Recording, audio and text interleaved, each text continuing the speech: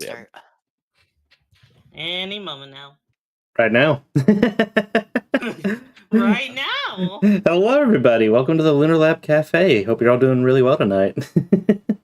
Hello. Who are all these people? I have no idea who they are. I've never seen them before in my entire life. Well, I just listen, walked up to this cafe. I Brentzone, told it was going to be a normal cafe, and yeah. Mm-hmm. Yeah. Just continue reading the cards, Brentzone. Just we'll pay you handsomely after all this is done. Thank you. I accept gold rings, maybe some red star rings. I have been playing a lot of Sonic Speed Sim and Roblox, so you know me. I need the money for that. You know, those skins aren't cheap. Oh, yeah. The only reason why I got a lot of the good ones is because a lot of friendos have been training them to me to be very generous. Appreciate you guys. Oh yeah, no, I have a few from some friends as well. Very very generous friends, because they know I would not have the time to unlock those. Yeah. What's your favorite one so far? Your favorite skin? There's this really nice Rouge one where which chat totally didn't see coming, where like it's like the summer outfit, and she for some reason stands way taller than all the other Rouge skins, and consequently a lot of the other normal Mobian sized skins. So that one's pretty nice. That one is yeah, it's very a lot of the summer fits are very relaxing. Like it kind of gives me those Mario Sunshine vibes. Like I just want to splash around in the water. Like if I keep talking about this, I'm gonna want to run back outside in that pool that's behind us and like jump into it. Ooh. Lake. Oh, lake. So sorry, are you telling me I'm gonna be swimming in like turtle droppings and stuff if I jump in there? Worry about it. Maybe. My favorite skin is the Rockstar Silver. Rockstar Silver is fun. His little visor. Yes. Oh, that one is so good. That one is so good. There's too many that are good. I had to go with the obvious choice, but there's too many. Like I think right now I'm auto running with Blaze in the summer outfit, with a little hat she's got. It's so cool. Oh, I need to get Blaze summer outfit then. Damn. She got a little dress on. It's so cute. I'm surprised these aren't like skins in the phone games like Dash and Speed Sim, not Speed Sim, but Forces Speed Battle. That one. Yep.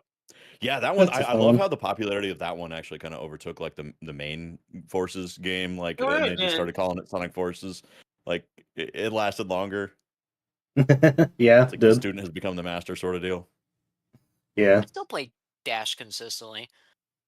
Massey is always taken back by how much the game changes because every time he checks in, the game's just massively different for him.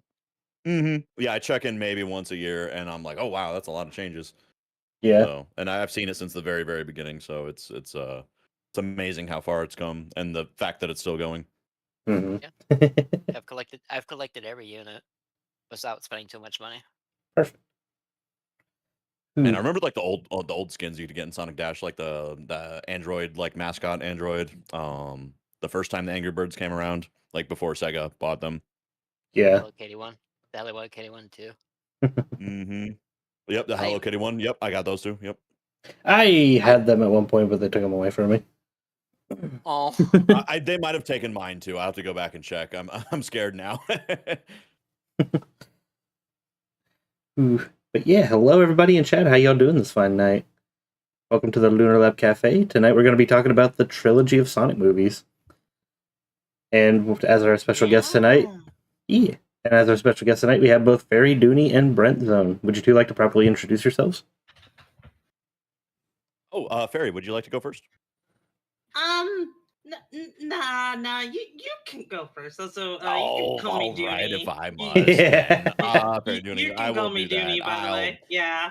Thank you so much. Yeah, no I problem. don't know if anyone here knows me. I certainly don't know who that Brent guy is. But yeah, I enjoy playing some video games that I played growing up, as well as brand new ones in the series. So you'll see me playing a lot of like old school Sonic and Mario, as well as the newer entries. I'll be doing a lot of full playthroughs, sitting chilling through the story, just a very normal gameplay, right? Nothing weird going on. But then you'll see me in the very next stream doing something with a million different mods that are making the funniest things happen. And yeah, we love making a whole time of it. We love interacting with each other, whether that be through crowd control, Twitch chat integration, or any other means we can figure out. Or sometimes it's just memes. Sometimes people just popping off with memes and kind of making the stream a little bit extra delicious, just sprinkling those toppings on there, or in some cases unscrewing the lid and just dumping the whole thing on there. But yeah, that's basically the gist of it. We love making a space that people feel nostalgic, they feel safe, they feel at home with their favorite things, and sometimes if we become friends if those favorite things line up. So you never know who you're gonna meet out there. So it's always a great experience over there, and a lot of friends here in chat tonight as well that I see popping off there. So that makes me feel right at home, even though I'm at the Lunar Cafe for the first time. Lunar Lab Cafe, rather. Yeah. You also do a very specific, very interesting gimmick with your streams every time you do a game with your Yeah, that's emotes. true. That's true. We decorate it to look like like the game. Sometimes inspired by the box art. Sometimes it's a different stage. So like every time we're playing a different stage, we'll see the stage swap out. We do that for a few games. Not all of them, but we like to make people feel welcome with the little follower emotes that Twitch gives out to people simply for hitting follow. And what's neat about that is you don't have to pay anything for it, and you feel included in the festivities. So I like telling people it's kind of like getting the party favors right at the door when you walk in. It's like, here you go, you're all set to party. That's a fun way to do it. You definitely Mm-hmm. have a very festive energy when I poke into your streams now and then. Thank you. Yeah, it's all about taking what you love and just kind of putting it out there like 110%, just wearing it on your sleeves in any way possible. So any little thought that comes into my head that where it's like, these casino night things sure look like hamburgers or something silly like that. You just laugh it off and you just people popping in. Oh, I thought that too, and it's funny like the similarities, the weird quirky similarities you'll encounter talking to people, just opening up to them about like how you feel about a game. And you can play that same game multiple times, which you'll usually see me do, but you'll point out different things each time, or have a different audience, and meet new people each time. So it's pretty cool. Yeah. Appreciate that about you. Yeah. Absolutely. Yeah, I love coming to hang out with you guys and your guys' streams too. Man, I've talked a lot about myself though. What about you guys? Oh man, Matthew. Yeah, well, we've got that. Yeah, we've also got we also Yep. got Dooney here as Yeah, I'll well. say Yep. we should make sure Dooney introduces herself next. Yeah. I just like yes. Hi everyone. I am Dooney. Usually I'm a fairy. Most of the time I'm a fairy, but I do have a mummy form, which you see before you. It's a bat. I am a size shifting VTuber, so specifically means like I am kind of like a variety of sizes. Like I am small, I can be big, I can be just like really any size in theory. And I just like kind of just like focus on playing like a variety of games, whatever I'm feeling up to, and just kind of like going for a chill vibe when it comes to like my streams. You definitely have a That wide is so variety cool. of the games of what you do, because I've seen you Mhm. do everything from Sonic to Mario to Dark Souls to Mega Man to God knows Mhm. what else. Conte. I like making Actually, things. actually, do you want to You talk about? you remind me of a good mutual friend, Jay Triumph, who's also He's in the fairy, and chat. yeah, He's in the and chat, and it's he's changing also in my sizes. community. He's shrinking. He's shrinking right now. I could see it. Mm, I don't. yeah. I can sense it. He always asks a very interesting question. I'm wondering if any of you would want to answer that. If you could be really big or really small, what would you choose? Um, Matthew, you go first, because you don't know how to answer. You want to be a big um, boy you want to be a big boy or a tiny man? There you go. There you go. I'd be big, extra fluffy. Extra fluffy. Yeah. Heck yeah. The cat. Yes.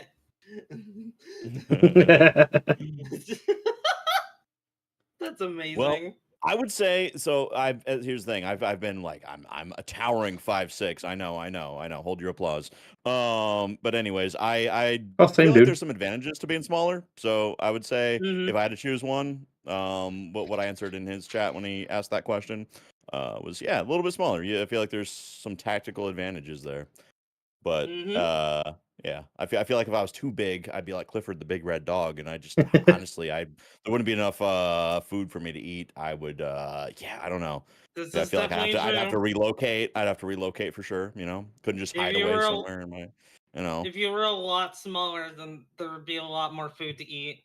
Yeah, So you exactly. never go And that's true. hungry. You're small, See, then the whole like apple. there's 3 cherries on the table right now. Like we would have to share those cherries, but if we were smaller, we could live off one of those cherries for like a good while, assuming they stay fresh. Of course. Is this about rotate to display cherry?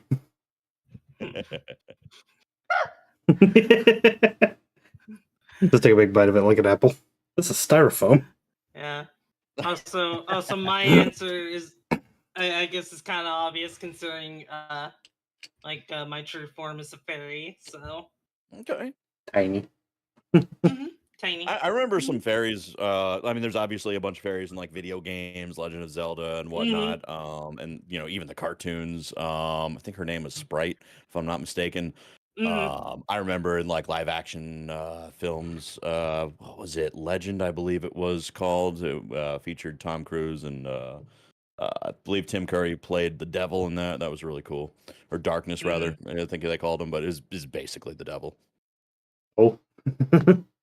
Mm-hmm.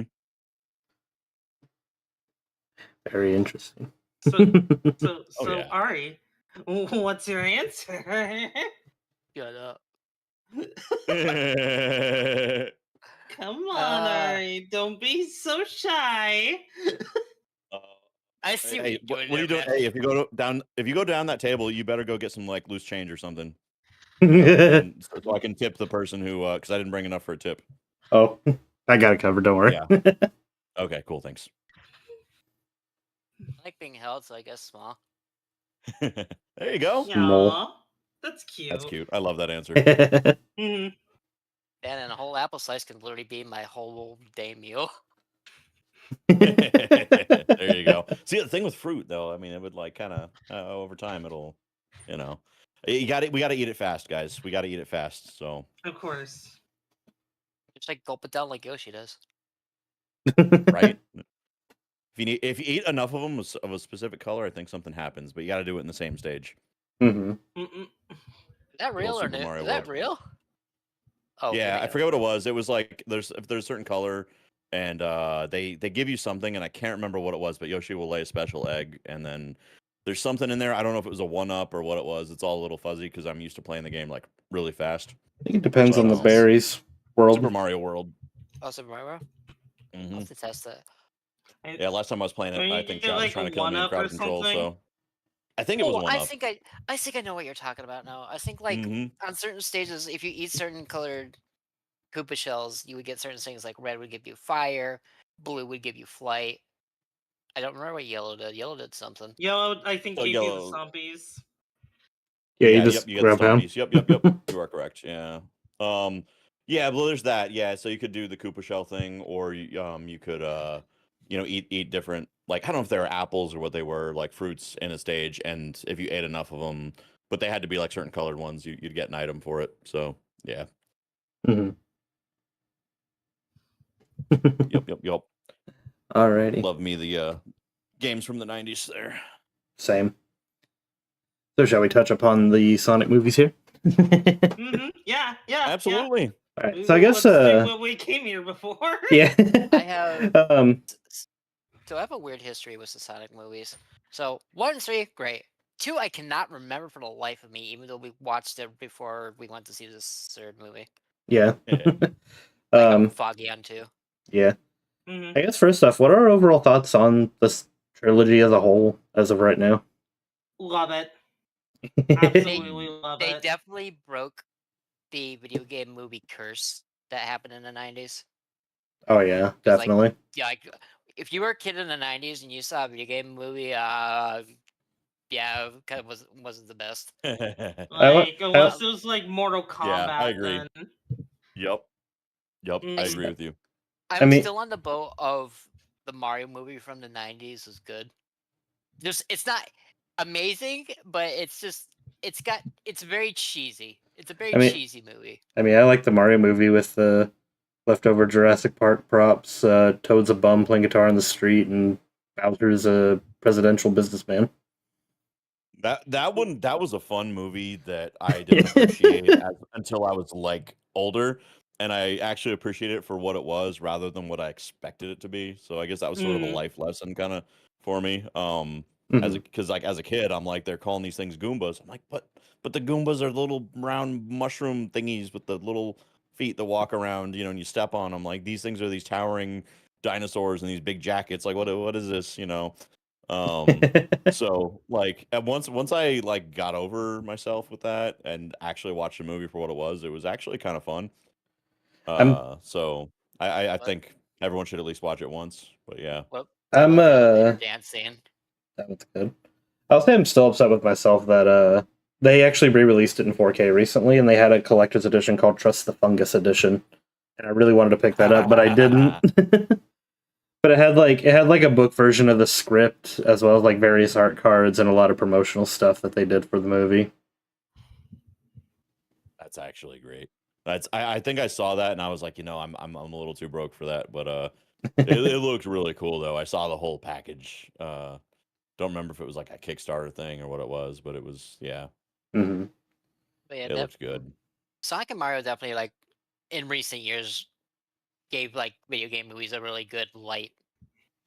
Yeah, They really did. definitely Yeah, have. I remember being very fearful of like the original Sonic movie releasing. I was sort of dreading it because we saw that original, Gangsta's Paradise opening, and I remember we heard that it was going to happen, so the writing was on the wall. We heard like, hey, this is going to come out. Somebody saw an early screening of it, and we thought, oh no, that might be rumors on the internet. That might not be the case, and then we came to find out, oh yeah, it's got everything in it they said that was going to be in it, and it wasn't good. It And so was I was just not kind of good rolled at over and I all. was like, I'm going back to sleep. Like I woke up one morning, saw it, and I'm like, I'm sleeping and I'm not It thinking about this.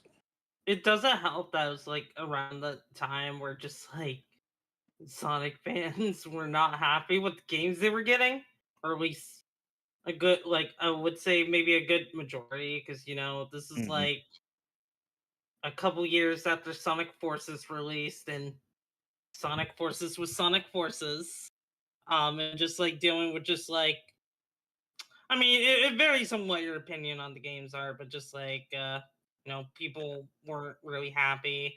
I was kind of like at that point where it's just like kind of burnt out on Sonic in a sense. Because it was just like, oh well, like these games like haven't been great recently, and it's just like, yeah, I like I haven't really been in the mood to just like go back.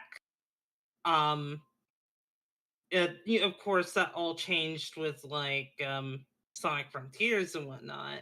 Um, but then just like around that time, I want to say 2019, they released the first trailer, and I was just like, "Oh God!" You felt like they were Like, kind of kicking Sonic while he was down, sort of thing, is how definitely, you felt, right? definitely, yes. Yeah. The best thing that I remember, just like from that trailer, was Jim Carrey, because Jim Carrey is Jim Carrey. Like, Hmm. and I think that was kind of the consensus, is just like, okay, this movie is gonna be awful, but Jim Carrey is going to carry this movie. Jim is going to carry this movie. I see what you did there. Yeah, yeah. Yeah. I'm so funny. That Yeah. was totally intentional. I remember Ye- I remember back when the movie was first announced. I wasn't like with me, I've always loved Sonic even at his worst. So like I was even in the consensus like if the movie's bad, it's still it's still Sonic on the big screen. I gotta see it. But I did have concerns because before we even got a trailer, there was like the issue that they were talking about how it kept jumping between studios. Like I don't know if anyone remembers, the Sonic movie was originally going to be a Sony movie before it jumped ship and ended up at Paramount. I do remember reading articles about that. Yeah. Mm-hmm. And then we had the first trailer, and yeah, it was ugly, but I was still hyped for it, mostly because like Jim Carrey was Jim Carrey, and honestly, he was playing Eggman really, really well. And the little tease at the end of like Jim Carrey with the Eggman mustache and everything, I was like, oh, this is gonna be great. Just Oh yeah. Jim That's the Carrey thing, being though. Jim Carrey. Yeah, it's like here's the thing: name a bad movie Jim Carrey's been in. Kind of hard to do. Can because Ooh. really good ones. And if I'm watching a Jim Carrey movie, I'm not watching it because it's a good movie. I just want to laugh. So yeah. Mm-hmm. It's weird. I think Jim Carrey's best movies, not to say his funny ones are bad, but the ones where he does the serious roles like also hit different, like really, really different. Like Yeah. he's surprisingly impactful as like a serious role. Mm-hmm. Like his comedy's He's a great top actor, tier. yeah. It's like like how he's got range. kind of like how I feel about Adam Sandler and like 51st Dates. Like that movie really hits you. Have you ever watched that movie? Oh, I watched I it. have It's a been few so times. long. Mhm. It's been so long, but no, that was also a good movie. I'm like, that's the thing is like these comedic actors do surprisingly well when they have to do a deep, like serious role. Mm-hmm. Yeah, like at first I approached it with a lot of cynicism with was it 51st States when I'm like, oh, it's this guy who's always trying to like date somebody or whatever. And it's just kind of like that's his role every movie. But then like I actually, sat down and watched the movie and I'm like, oh wow, this is actually kind of a cool story. Again, I could pick it apart and be like, well, did they really buy all that many newspapers to make her think it was the same day? Blah blah blah. But then like I'm like, that's where you kind of got to turn your brain off and be like, just accept the story the movie's trying to tell you. This guy's like making her fall in love every single time, and it's yeah. Yeah.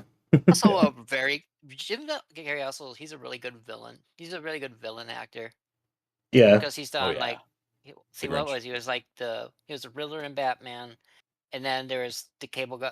What was it? Was it the Cable guy, Matthew? What was it called? What? You're talking about Larry He the had a Cable movie. Guy?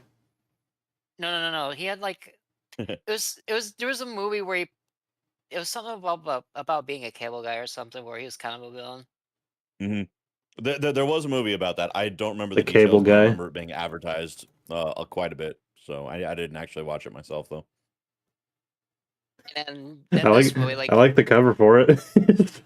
He looks it's so ominous. it's one of Jim Carrey's most menacing fucking mugshots. You know what? I want to see like a face off between like him and Willem Dafoe and see who can do like the most menacing like face, just like back and forth, just like Oh, Jim Carrey, like 100%. Like, have Wild you seen West, it? like Because remember, he does the I Grinch don't face. know. Yeah, no, I mean, it's a better face, but I mean, like menacing, like who can out villain the other one, like because I I don't know, would they can say both look William really Dafoe. evil. Yeah, Willem Mm, Dafoe might be a little more evil. I don't know, but Yeah. they both do like a really incredibly like cartoonishly evil looking, villain face, like Saturday morning cartoon esque kind of, mm. evil, like Mhm. comedically evil. Yeah, but Grinch, yeah, it's amazing that he was able to do the Grinch face though. Jim Carrey, like without having no special effects, just like no, that's just my face. Yeah. Yeah. But you always find So, like with the Sonic trilogy, I usually find a lot of parallels with Jim Carrey as Eggman with Jim Carrey as Grinch. Like he kind of seems to pull out the Grinch a little bit more as Eggman. Mm-hmm. oh yeah. Yeah, he definitely had a lot of fun doing that because I mean, we got him for like what past his retirement time. Yeah. Heck, he's even saying that he and would gladly show up for the fourth movie. He just needs some rest.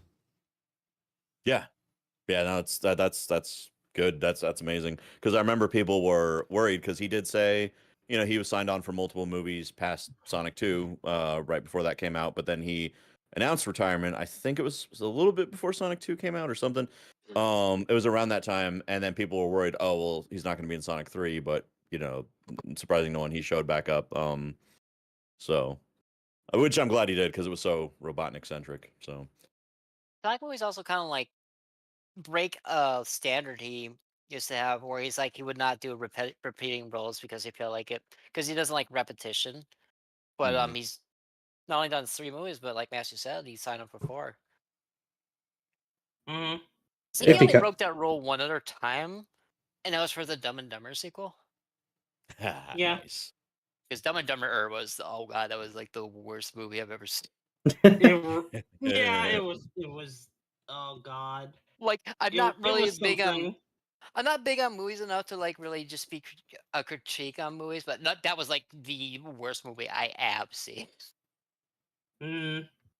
Reminds me, Okay, they made a sequel to The Mask. I guess to go back to just like the Sonic movies real quick, I guess, and something to just like kind of appreciate that we don't really see a whole lot of,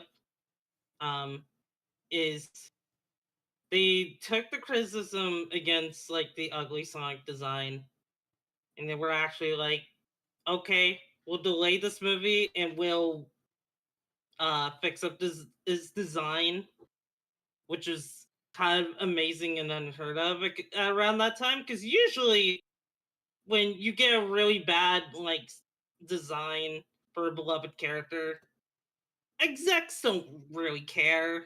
They're just like, oh, fans don't like it. Too bad. We're still gonna get money anyway. But it's just didn't like, didn't mm, Tyson step in and like kind of help them out? Tyson Hens, or yeah, I don't even know if I'm saying his name right. Yeah, after the Tyson, pushback, Tyson yeah, yeah. Hess, yeah. Tyson has. Mm, He's really good at like seeing something Sonic related not go so well, step in, and then he just magically fixes it. Well, yeah, so the director actually cared enough to, because the director has to pitch it to the company and say, "Look, we need to do this thing." So I think it was Jeff Fowler, if I'm not mistaken, but I think that was Jeff his name. Bauer. Yeah, he really cared about this, which is, like Dooney was saying, like, sometimes there's people who don't care about it. They're just a bunch of execs, whatever. But this person actually cared and had to make an, appealing enough case to the people actually giving him the money at Paramount, like, look, like we need just a few more months on this. And the fact that he knew to go to an artist like Tyson Hess. This is the guy who's responsible for the those things like nipples the enchilada or whatever, like the joke guy, the memes guy, to be like, hey, can you fix Sonic for us, and fly him out there to the VFX studio or whatever they did the 3D thing. I forget what it's called, but and actually fix it is actually incredible. So I mean, kudos to both of them, really. I mean, the director It's for that and for also Tyson for putting in the work. Yeah. it's also funny because if like Jeff Bauer also had a hand with like the Sonic games for a little bit. I don't know how long, but like like we see his name in the credits of Shadow the Hedgehog, like the game. I think he was like a CGI director or something like that. I think you might be right. Yeah, I do remember him Mm, getting like a little bit nostalgic about the release of Sonic 3 because of the Shadow the Hedgehog shots and references and things. Yeah, mm-hmm. hmm like, I have hey, a it's all very, coming back to this now. I It have all such comes a full high circle. opinion about Tyson.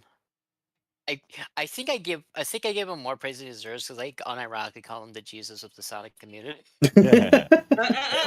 And he might be to you. He might be to you because there's like that was one of the most important aspects of it that he salvaged. So, I mean, if I don't know if you've like listened to him in other like interviews and stuff, but he's said some like really cool things about that kind of like struck a chord with me. Like with enjoying like Sonic games and Mario games. That's I'm like, hey, wait, that's me. Where like Sonic games, there's always an unexpected good thing that you can find in them, even if it's not what you were expecting. Whereas with Mario games, you sort of know what to expect with the good things in those games, and that's why he found Sonic games more exciting. And I'm like that's me. Like I always kind of found the Sonic games more exciting. And I kind of liked not really knowing what sort of thing I was going to have to contend with Sonic Riders, like getting like a new type of racing game, that wasn't just another Mario Kart or Sonic Adventure. It's like, hey, we're gonna learn how to fish, we're gonna learn how to hunt for treasure, like we're gonna do all these like different things, or drive a mech in Sonic Adventure 2, or even with Gamma, right? It's like Sonic games always kind of give you something new to look forward to that's exciting. And yeah, I feel like that's kind of like a really good philosophy to have when approaching Sonic as a whole, really, not just the games, but the movies and all sorts of other media. hmm I still haven't touched Frontiers yet. I've been mean. It's weird. I've had that game since its release, and I still have barely put like 10 minutes into it. If you like the adventure games, it'll make you cry. Oh yeah, it definitely struck a chord with me. I love Frontiers. Yeah. It I, made me cry. I definitely like the Pretty early music. on too. The music's definitely good because I usually have like all the vocal tracks playing on repeat, so like they're There good. you go. Oh yeah. That song's really good. It's got a different it's got a sorry, different song or tune rather for every theme, like or every scenario. Like, hey, we're Oh yeah. exploring. We're gonna give you something a little more atmospheric. We're gonna throw some electronic or dance or EDM or whatever in like you know in the action stages. You know, and then like we're gonna have boss Mm, battle music with some metal, and it's so good. Oh yeah. I'm definitely excited to see what they have planned in the future for quote unquote Frontiers Oh yeah, 2. Even this time, I know it's not going to be called yeah. that. Tentative title. Yeah, we don't know. I'm excited. I'm super excited for that. Ooh, Um, even if it's not great, like that's not like the hat that I have to put on for Sonic in general. It's like, hey, even if it's not great, I'm still gonna love it at some point. Might not love it at release, but I'll eventually come around to find some things that I do enjoy about it. And that's like if I lived through Sonic 06, I'll live through whatever comes, right? yeah. mm. You mean the best game ever about the best character ever in my life? Yeah, it's pretty good. Exactly, Silver. Yeah, exactly. That was I don't think there was like a more like as someone who's been playing Sonic since like 92, I think. I don't think there's been a more polarizing game than 06, but to say it's the worst is like kind of like it's gonna matter. It's gonna be different to each person, There's not necessarily It a worst, absolutely a is. singular worst, It absolutely Like I've is heard in people It's say, this fandom. Forces was the worst, and I'm like, I don't know. I mean, in my opinion, I feel like this other game might have been, but it was underwhelming, sure, but like, was it the worst Hmm. thing in the world? Nah. I think these Yeah. days there's this I feel like there's across the community there's a three-way tie for like worst game. Like some people still Mm. unironically say 06, some people Forces or Sonic Boom, Rise of Lyric. Sonic Boom Rise of Lyric was another one, yeah. I feel like Mexico's nobody history expected was Sonic Boom Rise of Lyric to be great, especially like you were saying with the history of the development. They just kind of expected it not to Mm, be great, and then they're like, yeah, as expected. But with like Sonic 06, they expected it to be like the Sonic Adventure 3 with the way they hyped it up at all the E3s and the way they showed in the previews mm, and everything. And then when it just was the complete opposite, it was just like people were like people were visibly upset on YouTube. There were literally people in tears for some reason, like crying at the camera, talking about it like it, like it was like it just came and like murdered everybody they knew. Um, but then yeah, with the other games, it was kind of like so it was mediocre, or it got some bad reviews or some bad press. But 06 was like an emotional experience. In a bad way at first for the community when it came out, but then there was a generation of kids growing up with that who are now adults these days, who either went and made the game better or underscored the things that were actually good about the game, kind of put a more positive twist on it, so now it's kind of a cult classic in a way. If I don't know if that'd be an appropriate term for it, but it's maybe a yeah. sleeper hit. Like I feel like I see a lot more people nowadays that say, "Hey, I like Sonic 06" than people who don't, because we've had time to like let it kind of sink in, or to It's grow up kind with of it. it's that's what kind of mixed from what I've seen. Honestly, that's what like I Hmm. a big thing I've noticed is a lot of games that were seen as bad now their fans are being very vocally positive about them. I, Let's look at Unleashed because a lot of people didn't like Unleashed, but then when When it came out, yeah. yeah, but now with like Recompile came out, so many people pop off for it too.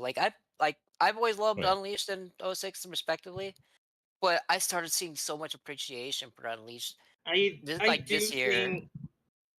think like I might like have an idea, just like an answer as to why. Warehog. It no, not necessarily that, because like think about like because like for example with Unleashed, it's just like when I played that game, I was like 10 years old, somewhere around there. Um, A and, little older, when didn't I he?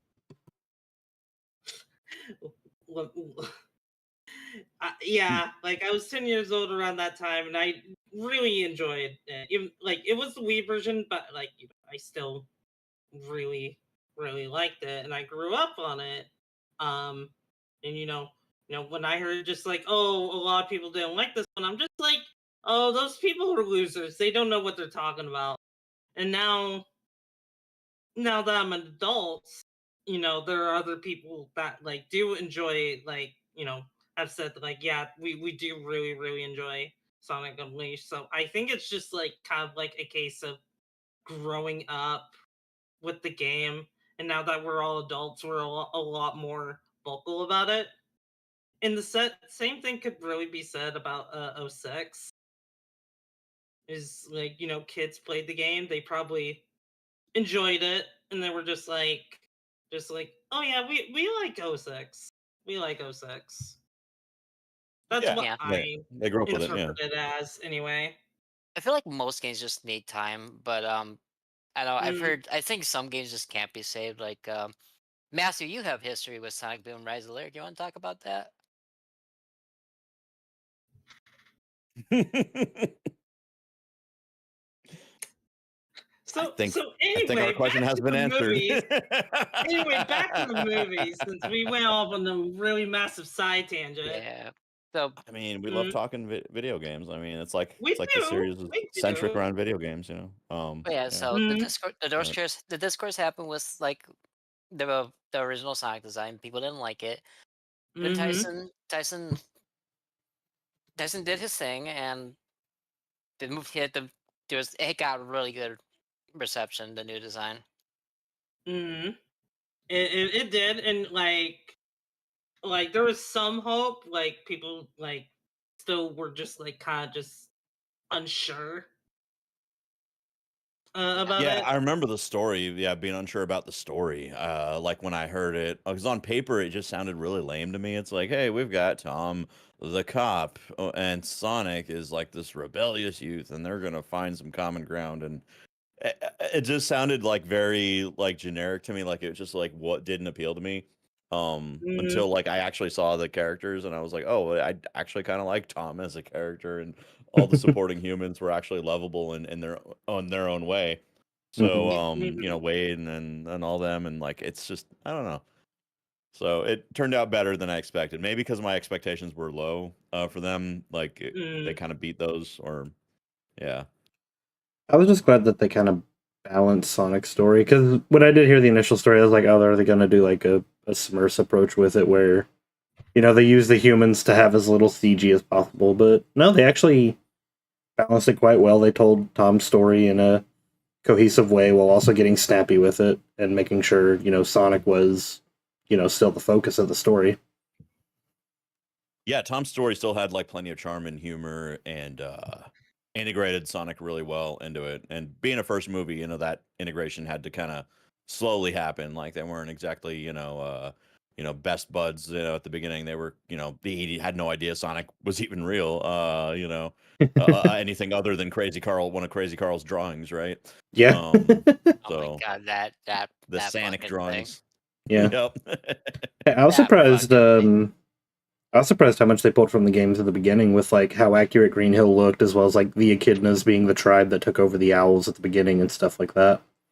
mhm. The fact that they introduced the owls in general was so cool because all they had to work with was like what was it, like the labyrinth zone sprites with the little with the faces on them. Like, okay, Yeah, this it is was what a really yeah. cool interpretation, honestly. And Hmm. like Hmm. I remember just like seeing the echidnas like when I was watching like the first movie. I'm just like, Yeah. oh, okay, the that's a nice attention to detail. Yeah. Um, and then like an interesting thing with me for the first movie is like when I first saw it, I thought it was okay. Like like I think it was still during like my time where I was still burnt out from Sonic, or like, and I also watched it with my girlfriend and she also said like, it's okay. Um, she's not like as big into Sonic as I am.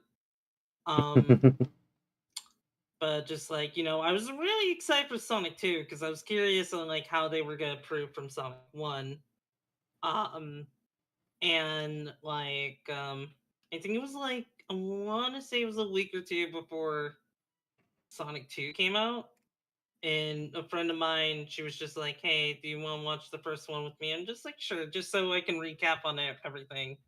and I watched it again. I was just like, wow, this holds up a lot better than I remember it being.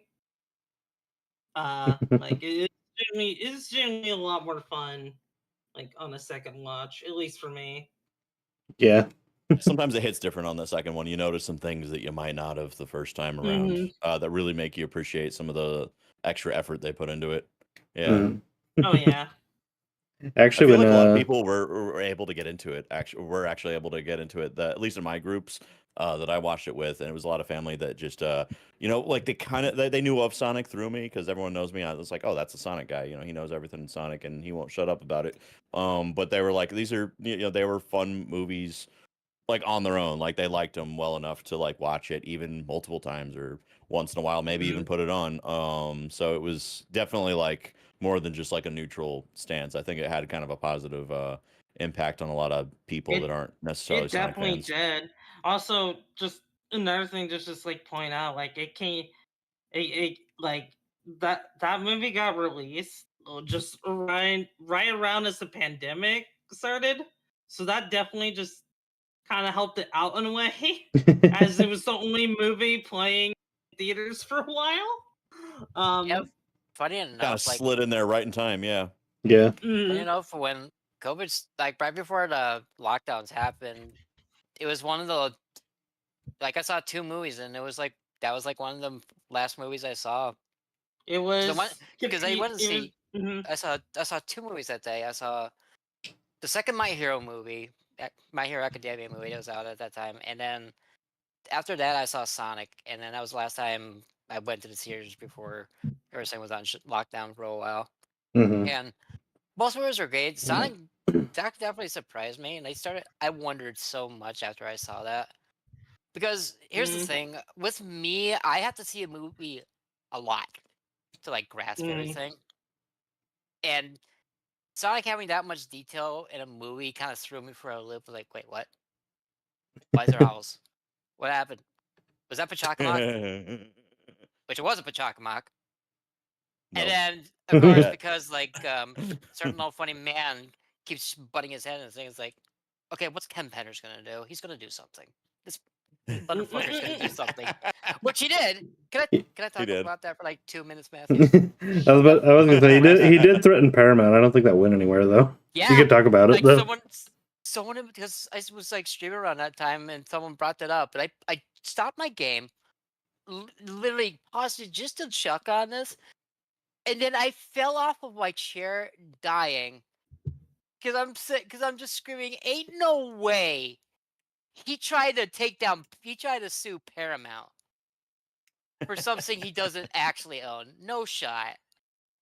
You got to be scared of those Hollywood I think it was the lawyers. idea of the flashback, right? Like when they showed like the Mhm. echidnas with the powerful weapon that the owls had to take away. And is what the legend was saying, or Yeah. yeah, Mhm. Yeah, that's what he was Yep. claiming was like when they did the flashback and they showed the echidna using the Master Emerald to become like a super warrior. Mhm. Bender was like, "Oh, that's like Interjack. That's my Interjack. I did that. I made this." Mm. And it was just a bunch of nonsense. It's just like, okay, all right, It old was man, go back to bed. I don't think anyone's gonna touch any echidnas with like a 10-foot pole, like not even like a sports mascot or anything. They're just gonna be like, nope. Oh, hold on. This might have been thought of before. Let's read the entirety of these comics before we try to do this here. But yeah, he will duly sue us. Yep, that is absolutely right. Mhm. But yeah, just like it was also just like funny, just like the first Sonic movie went up against, I think it was like against a movie, I think it was called Birds of Prey. Birds of Prey. Hmm. And Mhm. that I think that was the Sonic Sonic 2, movie. right? Or I can't remember No, it which was the one. first one. It was It the was the first first one. one. My mistake. Hmm. Mhm. It's all good. But yeah, that first movie demolished Birds of Prey. It just like it was just like kind of just like surprising to hear, just like oh yeah, you know, people wanted to go see Sonic over uh I think it was like Harley Harley Quinn. Quinn and other Mhm. characters. I remember Harley Um Quinn's face on the cover. Yeah, on the poster Yeah. and stuff. Yeah. hmm. Yeah, so Yeah. So like the first one just had a really big on just like it made so much money. Mm-hmm. Oh yeah. It was Yeah, like it definitely, yeah, it came at the right time. It was something that came in. So yeah, the first one came in before the pandemic came. It was a good movie to watch during it as well. You know, people were catching up on all sorts of things, including like movies they hadn't seen, and that was so the first one being a success was amazing. I remember in the theater, like I did not expect any more movies. I was like, I'm happy if this is just a one-off thing because as a Sonic fan, I take what I can get. Right, I'm not like expecting more. But by the end of it, them showing Tails at the end of Sonic 1, like I was like audibly like, wait, no, you can't just do that. And then, and that's when I oh yeah. realized, oh, there's going to be more. They're planning for more. And They're gonna I make a walked in there cinematic not wanting a universe out of sequel, and this. I walked out of that Mhm. theater wanting a sequel. We didn't even know Knuckles was going to be it. We just knew Tails was going to be in Sonic 2 because that's all they showed, right? Was Tails. Mhm. And I was amazed, and I'm like, this is, and all of my friends, at least in my circle, were doing a good job at like just not telling other people Tails is in the movie, right? So it was great. Oh yeah. Which I actually have an unfortunate story with that. Luckily, not in a bad way, but it was still kind of like, why'd you do this to me? So, the opening week for Sonic, I did see it twice. I saw it like at the midnight release, like the day before it was actually supposed to come out. Mhm. And I enjoyed it. But then the next morning, I went to my local 4D theater because they were showing Sonic in 4D. I remember, like, this was opening day, 11 a.m., so, the movie's still pretty fresh on the market. I had some guy walk up to me and straight up spoil that Tails was in the movie. I was like, I already saw the movie, but why? Dude. Why would you? Oh Wow. yeah, You that's were really inconsiderate. Yeah. Extremely. Yep. Yeah, that's there's always going to be that one person that does it just to, yeah, I don't know if they tell a story about it later, like, this will be a good story, you know. It's Yeah. like the people going to the like midnight release of like a book and then like, reading who dies at the end and then just, driving by shouting it out to everybody and Snap kill Dumbledore. just yeah. Yep, the Dumbledore voice at the same time. Dumbledore dies, everybody. Yeah. does he That's what actually? that Because I ticking actually, sound was. Yes. Oh actually no! stopped. Did I actually spoil it for you, Ari? Okay, so the last Harry Potter movie I ever saw was the third one. Oh Oh, no! well, it's not like you were gonna finish it, so Yeah. at that rate. Mm. Yeah. If you only watched 3 movies since then yeah. I mean, all 7 movies have all been released like over a decade now, so. Yeah, it's all fair Mhm. game. Done with the movies now, right? Oh, they've been long done with the movies. Okay. Oh, yeah, they've had like a whole nother series of movies like that spun off from it and everything. So yeah, it's all. Yeah. Yep. Ooh. But yeah, that's what gave us Sonic 2. Mm-hmm. Mhm. That was that hit me right in my Sega Genesis Sonic Yeah, Game Boy heart which right there. That was Mhm. which Sonic 2 was definitely a major step up from Sonic 1. yeah. Also, what were Which you gonna say, Matthew? I was say before we hop into Sonic 2, I want to ask this at the end of every movie discussion. The song "Speed Me Up." What'd you think of it? What? It's Which okay. one's? Which one's Speed Me Up? Is that thing at the credits? I Yeah, don't it's remember. the Right? credit. It's the credits music for Sonic 1. Okay, so okay, so now I know what it is. It's only fresh in my head because I feel like around you were playing that song a lot when we were hanging out at the beginning. Mm. Funny So enough, definitely- no, because I don't mind "Speed Me Up." I think it's an okay song, but it's definitely not one of my favorites. I definitely prefer the songs in Sonic 2 and Sonic 3 far more. It's it's probably my least favorite out of the 3, honestly. I don't have a I problem think it with might be it. my either first or second favorite of the 3. Maybe maybe second favorite. Like but just by a little bit. Mm-hmm. I'd probably have to put it the order 2 2 1 then 3 when it comes to like ending themes. Mm-hmm. I But did yeah. like "Speed Me Up" though. I definitely What like do we how wanna that give- credit sequence played out. What do we want to give it on a scale of 1 to 10? The movie or the song? Song. Although we could also rate the movie as well. Speed Me Up is, I think, a pretty solid 8 for me. I think it's really good. would probably put at a 4 or 5, honestly. For me, it's more of a 7.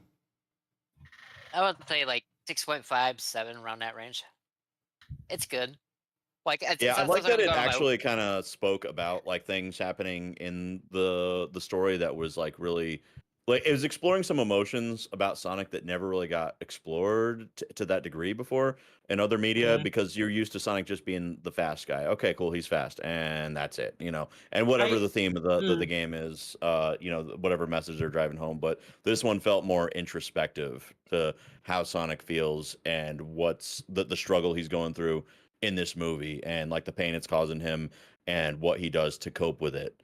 And I think that's like super duper like powerful. So the lyrics do a lot for me and the tempo just makes it feel like a running pace to me. So it feels like a Sonic song to me. mhm. It definitely has that pace Yeah, to it. it's good. It's not a song I'll go on my way to listen to, but if it's on, I'll enjoy it. Like I won't skip it. Yeah. I'll put it on now and again. Yeah. Yeah. It's Mhm. yeah, it's got a message. Like if you stop and kind of listen to the lyrics, you know, and to anyone who does, you know, not really enjoy it as much, I definitely implore you kind of just give it a listen like in your downtime. Just kind of if you have to read the lyrics along, you know, like if it's going by a little too fast at certain parts, you know. So some of it's, you know, fun and silly and, you know, it's just kind of generic, but then some of it's like, oh wow, hold on, this, you know, relates directly to the movie and what Sonic was going through here. Like and I thought Sonic was relatable in the movie. It's like this is how he's dealing with pain. Like this, you know, this hits home. Mhm. Um, and I guess just like before we hop into Sonic 2, like one last thing is I guess Sonic's characterization in the movies are really, or like in this movie, or really just all the movies, really. Because like I mean, Sonic Twitter be Sonic Twitter, but they're always like, I'm aware they're always gonna be like this, but it's just like they're like going on, just like, oh, Sonic's out of character in the movies. He's so out of character, and it's just like it's a different interpretation. Like you don't have to like it, but just like can't expect it to be one to one the same thing.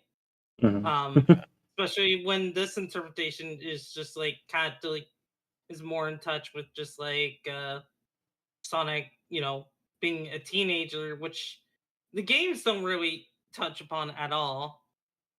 No, So not really. It's implied here and there, mhm, but it's not really like ever. It's mhm, rarely spoken of. Yeah, and Yeah. much less somewhat you saw him from you know being a little kid to you mhm, know this and I mean granted there's a jump there, but like it kind of solidifies like his scenario that he finds himself in, and you know the emptiness you know that he's got you know mhm, from being different and having to remain hidden, you know. mhm, Like mhm. I think that's kind of cool and that's kind of Yeah. it One allows him to tell a powerful story in a with a lot of comedic bits in between. one thing that I do like about like the first movie is the fact that Sonic talks to himself a lot. Like, Mhm. like there's just like that scene where he's hiding in the attic because Robotnik's drones and whatnot. Like he's sending them over the house to like look for Sonic and whatnot. He's Yep. all curled up in the ball and he's just like, okay, I gotta hide. Like, shut up, Sonic. No, no, you shut up, Sonic. Yeah, um, they don't scan me. I've got this embarrassing scoliosis or whatever. Yeah. mhm. Yeah. Yeah. Like that's just like a fun attention to detail because he's been living about by himself for years, so he's gonna yeah, he is gonna be talking to himself a lot because he literally has no one else to talk to, which is Mhm. Yep. kind of sad, That's but yeah. accurate of people as well in sad Mhm, situations and I say sad like actually sad like sympathetically you know if you're mhm. alone for long enough you do eventually do that you know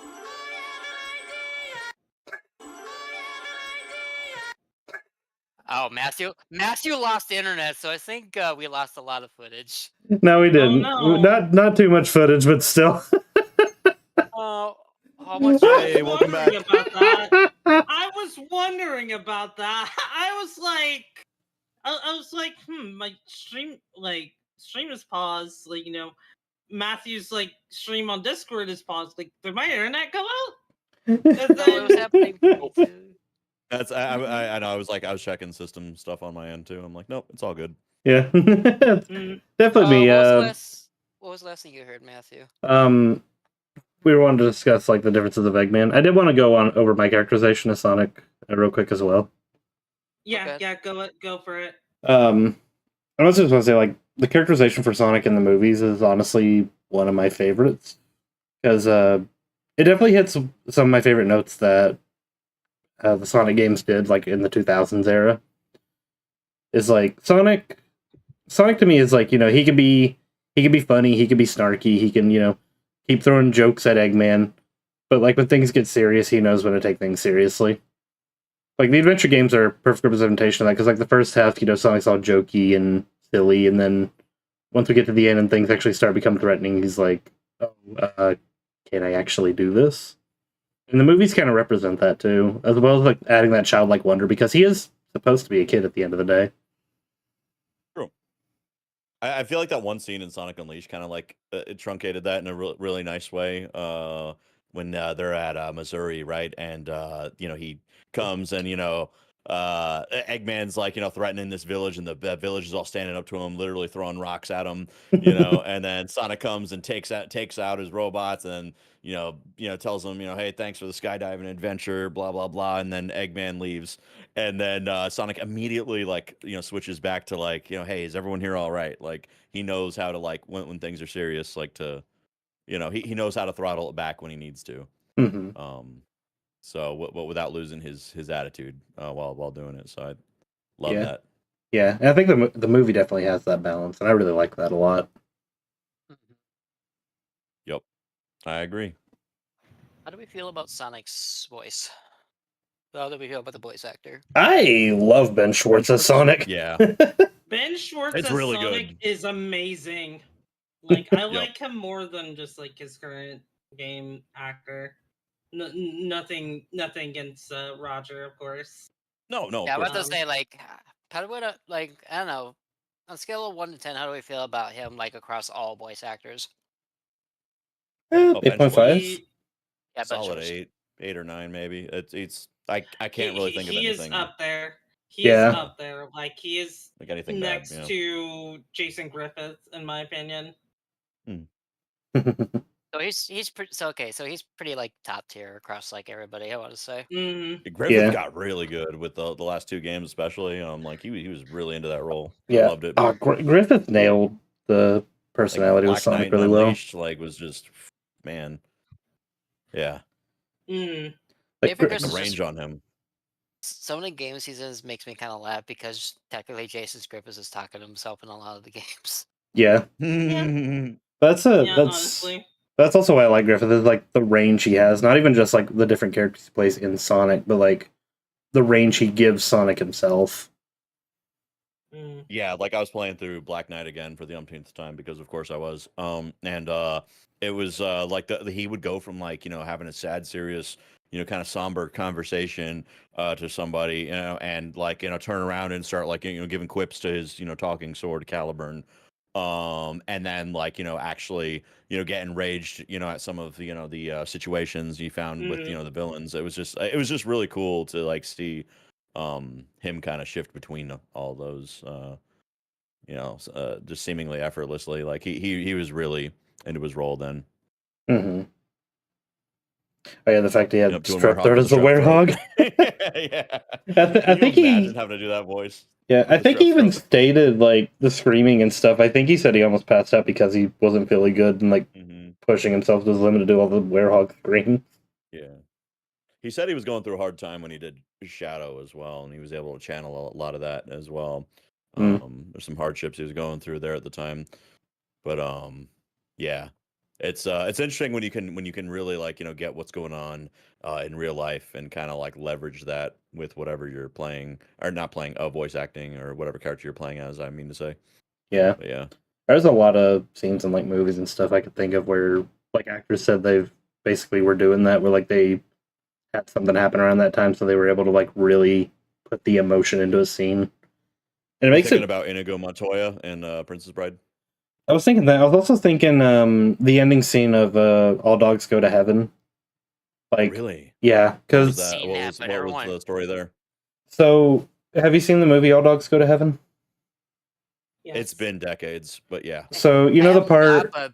but people praise it so highly, so I've been meaning to see it. So the scene at the end where like the dog's about to go to heaven and he's like talking to the girl one last time. And it's like a very sad and emotional scene. And the actor was able to put it because the actor who played the little girl, she recorded her lines before his, and she actually passed away before he recorded his lines for that scene. Oh. And he was able to like channel that as like his final conversation to her, and he even said he had to do a few takes because he would break down crying just recording his lines for that. I would, yeah. God, that's so That's unfortunate. tough. Mm-hmm. That's I know similarly in Princess Bride. I mean, when he was finally confronting the six-fingered man, right? It was and he was finally like able to able to mess him up and tell him like, hey, give me whatever I ask for, and he's like, please spare my life, I'll give you whatever you want, and he stabs him, he runs the sword through him and tells him, I want my father back, you son of a bitch, he tells it, and that he was talking to the cancer that had killed his father because he had lost his father, so he was basically, like angry at the cancer, that had taken his father's life, and that's that. I thought that was absolutely powerful. So, anyone who hasn't seen The Princess Bride, that movie is insanely good. Who would have thought the Mhm. six-fingered man? Mhm. Who would have thought the six-fingered man was born in June?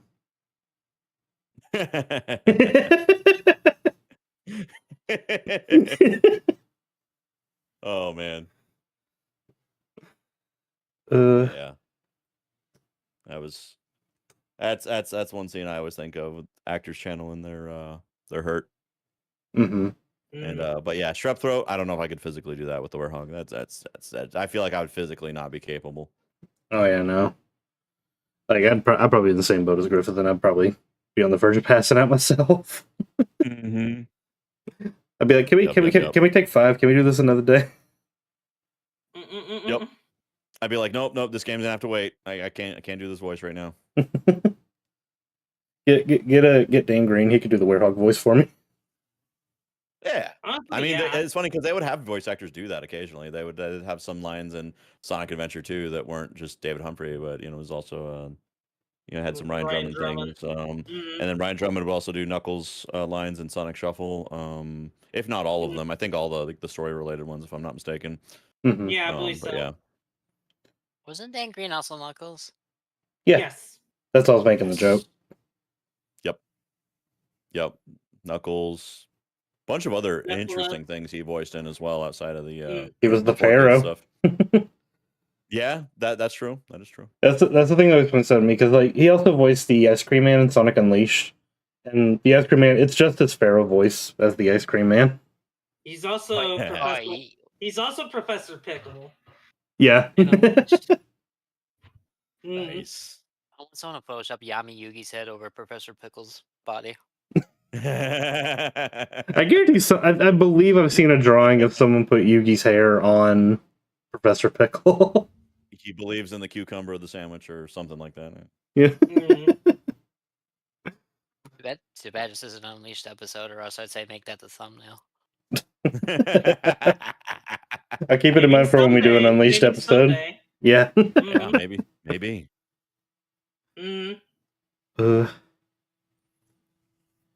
But yeah, Alright. everyone's surprised that I'm a VTuber now. Yeah. I'm not really a VTuber now, but I guess I am for this thing. I'm a PNG tuber, but I guess Mhm. that you're technically virtual, so yeah, Yeah, that falls under that I umbrella. It's mean, a subcategory. it's in the same ball game. Yeah. Yeah, Yeah. we're not necessarily on YouTube, right? We're on Twitch. I mean, it'll be on YouTube also. Yeah, it's on we're YouTube. we're There on you go. So it's on we're YouTube. We're multi, yeah. So we're on YouTube, Twitch, and then we're also uploading these to exactly. Spotify as well. So we're See, kind of so there were yeah. spotted tuba Twitch or yeah, no, I don't know. I'm trying to come up with an acronym for that. Well, if you go on Twitch, you can definitely spot a tuber.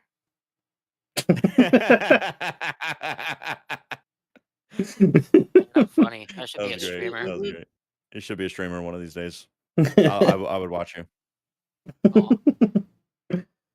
Aw. Alright, is there But no, anything else being we want to talk about Sonic 1 before we move on to Sonic 2? Eggman. Eggman's Oh design, his yeah, characterization, just everything. Not we're not gonna dwell like too much on Jim Carrey. Like Jim Carrey just knocks it out of the park, but more like just of how course. I Eggman from love. Eggman's looks to his design to just how he acted to everything. I do love how cocky he is in the first movie. Like he's like, I'm a super genius. Yeah. I did everything perfectly. You can't beat me. The doctor thinks you're basic. Yep. Yeah. It is just like absolute, just like whether it's just like his like dynamic with Sonic or his dynamic with Donut Lord. Yeah. It's just like yeah, there's a lot to like bounce off there. Of course, like one of my favorite just like scenes is just like actually just like at the bar after like Sonic and Tom leaves. You know, he's just like confronting one of the guys. He's just like, okay, you're gonna tell me where he went. Like, and the guy's like, haha, no. He's just like, and he freaking throws him out the window. Yep. Which is Yep. funny, but it's also just like, damn, you're really strong. Oh yeah. Yeah. All that practice on Agent Stone, I'm pretty sure. Mhm. Sure he did more than just punch him in the throat occasionally. Is it not? Mhm. What, And what also about his that? like, oh, go on. I was supposed to say, what about that one scene where he like shows in and he just sasses the military guy? Oh yeah, that's what we were talking Yep. about before. It's just like, Mm-hmm. I'm Love sorry, that. He's what's like, your name? nobody cares. He'll tell him like how like insignificant he is, and he does that to everybody. He does that to Tom. He does that to like Mhm. he's just like this genius who feels like the rest of the world is just idiots, and he's so outspoken about it in the most cartoony ways possible with the funniest Mhm. dialogue. Yeah, a lot of it probably I'm guessing improvised, but it just turned out great. And yeah, he's basically flexing that 300 IQ in a very in a very comedic way. So a very Jim Carrey way. Yeah, Mhm. like it's the most. It's like just it's your typical formula for when Jim Carrey's the villain, but it's also Mm. done in a way where it's not where it's still a very Eggman persona, but Hmm. with just a little bit of Jim Carrey sprinkling on it. Like Jim Carrey doesn't Mhm. like alter how Eggman is. He plays it. He plays it properly. Like Mhm. he's very I, faithful to how Eggman is. yeah, and I like how they worked up to getting faithful to how Eggman looks in the games. Like it was something that like slowly built up. So design Mhm. wise, like because he Oh, looked yep. really cool in the first movie, while not Yeah, entirely especially at the Eggman kind of end. cool. Like, Especially but at the like, end, like, mhm. yeah, it's like his origin story as well, like in a way. Um, Mhm. so yeah, I Oh, love that because that movie had like a whole bunch of different, like things like kind of trying to get used to the characters, tell you their origins, what they're about, and their struggles and whatnot, and then that was cool. We've seen him. Heck, we've even seen like Agent Stone leveling up too. Like, yeah, oh, so we're.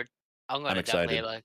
I'm gonna definitely like pop off for Stone when we talk about 3, because oh boy, Yes. I mean, Mm. Stone is great in all these movies, really. he Like, is he's like probably my favorite human character, and of all three of them.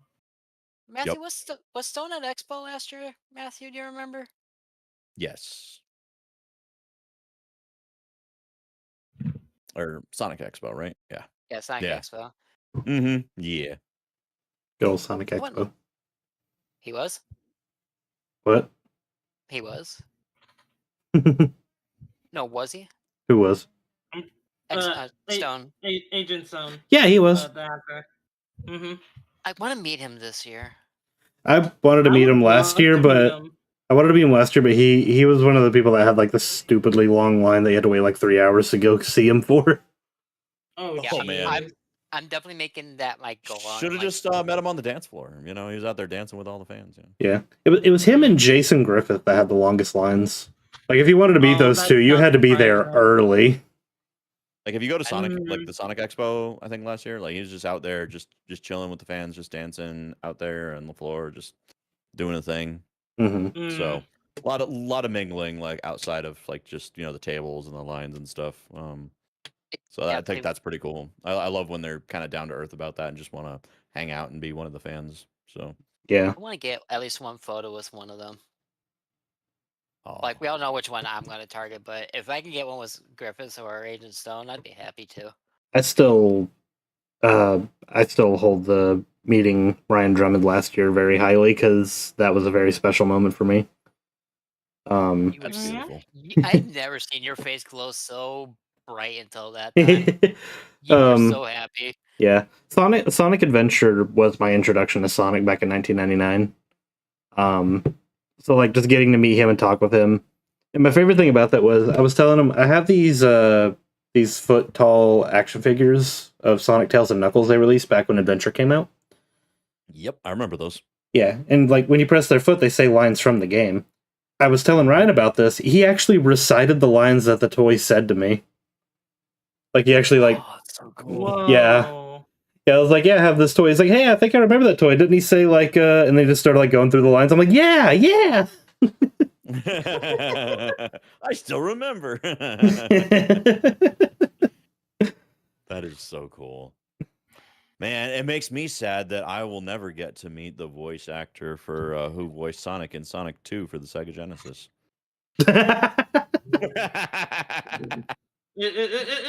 What do you mean? I took so long to think about that. What do you mean right? They got him back for Generations and Superstars. Touché. That is great. That is great. Stop it. No, they did. True. They almost had somebody else voice him, but nope, they got back the original person and they didn't have to pay anything. Yeah, like the original voice actor is like really like generous. Like he doesn't really work for just like any money. Yeah, true. Just out of the kindness of his heart, he lended talent and yeah.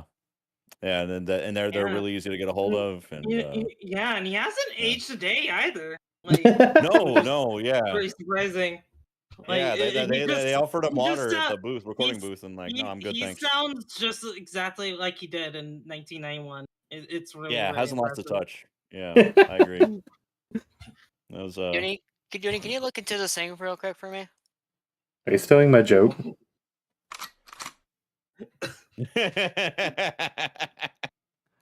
I see you're stealing my joke. Ergo. Wait, what's that? Wait, so wait, one arm. Oh no, We're having an old-fashioned arms are under the standoff. table. See, Matthew, Arms are under the table. I kind of wonder where they're at. You forgot one thing, Matthew. What? I'm faster.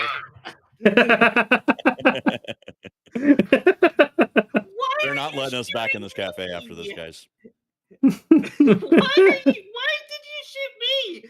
It was me and Brimstone that was going along with the bait. You You're not that good at dodging. Meanie. So shall we hop right into? Two. Okay, Yeah. I'm gonna have the least to say about. I don't know why. It's just I don't have a lot of memories of two. Just think. Saw it in theaters. It's just. Just think Sonic 3 and Knuckles, but with Bruno Mars in it. It's not bad. It just didn't have as much as an impact as 1 and 3 did for me. Mm. For me, it was. Oh, go on. I say for me, it was definitely the Sonic movie that I definitely needed. Mm-hmm. You were going through a tough time at the time, was it? No, it was just like that was like the Sonic movie. Like Sonic 1 was still really good, but Sonic 2 was like, no, this is Sonic the Hedgehog. Like, yeah, like Sonic 2 was definitely a step up from the first one. Like in every regard, I feel. Mm-hmm. It was just like okay. It like Sonic 1, basically kind of like a road trip movie. whereas Sonic 2 is just like, is kind of just like, I'm like, if I had to make a comparison, it would be kind of like, Indiana Jones, with them just like trying to find a magical MacGuffins to, True. It solve was it the. was a journey. It was quite literally It an was a adventure. journey, Yeah, yeah. it was Mhm. Yeah. it was a Yeah, Sonic adventure, exactly. if you will. Two. And having Tails there would definitely really helped a lot. Knuckles too, like both of them, Yeah. just like Yeah, I introduced do in like this what they movie. did with Knuckles, because Yes, that was like, like mhm, Idris Elba. Like as soon as I heard that he was going to be the voice, I was like, wait a minute. I was very interested. I'm like, you have my attention. And then when I heard it, I was like, oh my goodness! Like they made Knuckles sexy for some reason. Like I mean, I guess mhm, he was always sexy depending on who you ask. But I was like, no, this voice, like and then of course, Idris Elba was like, "I did not make Knuckles sexy or whatever." I'm like, "Yes, you did, you liar. You made him beautiful and sexy."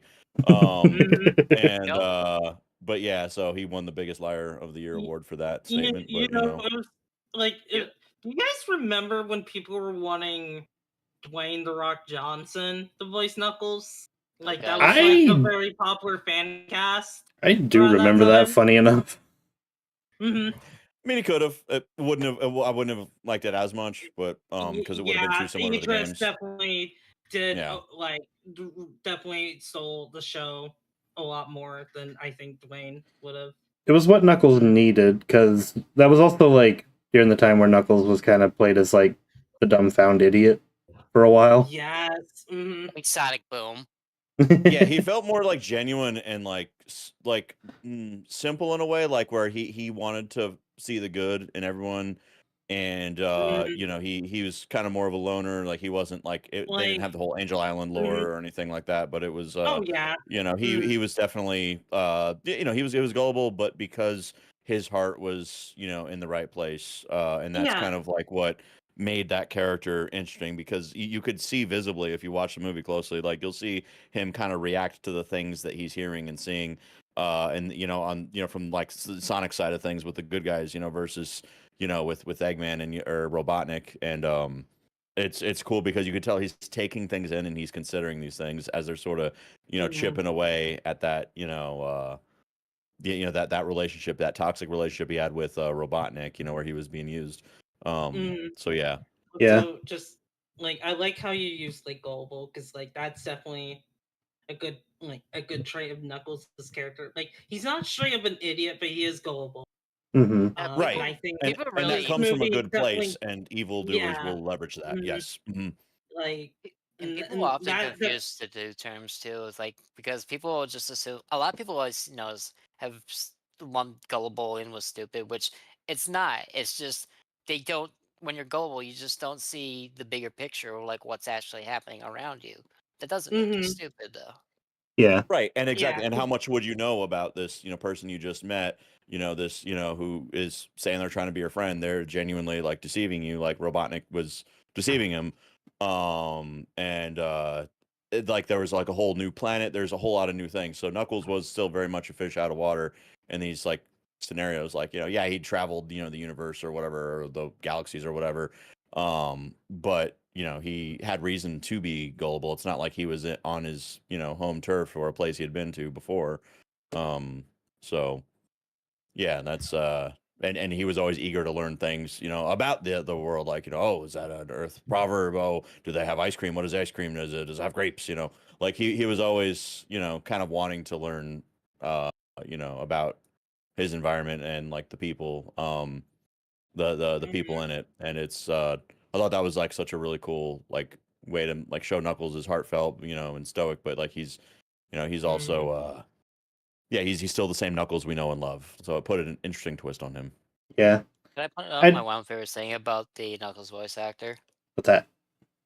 The fact that he did record all his lines with the Knuckles gloves on. Yeah. Oh yeah, that's right. He did do that. I do like that.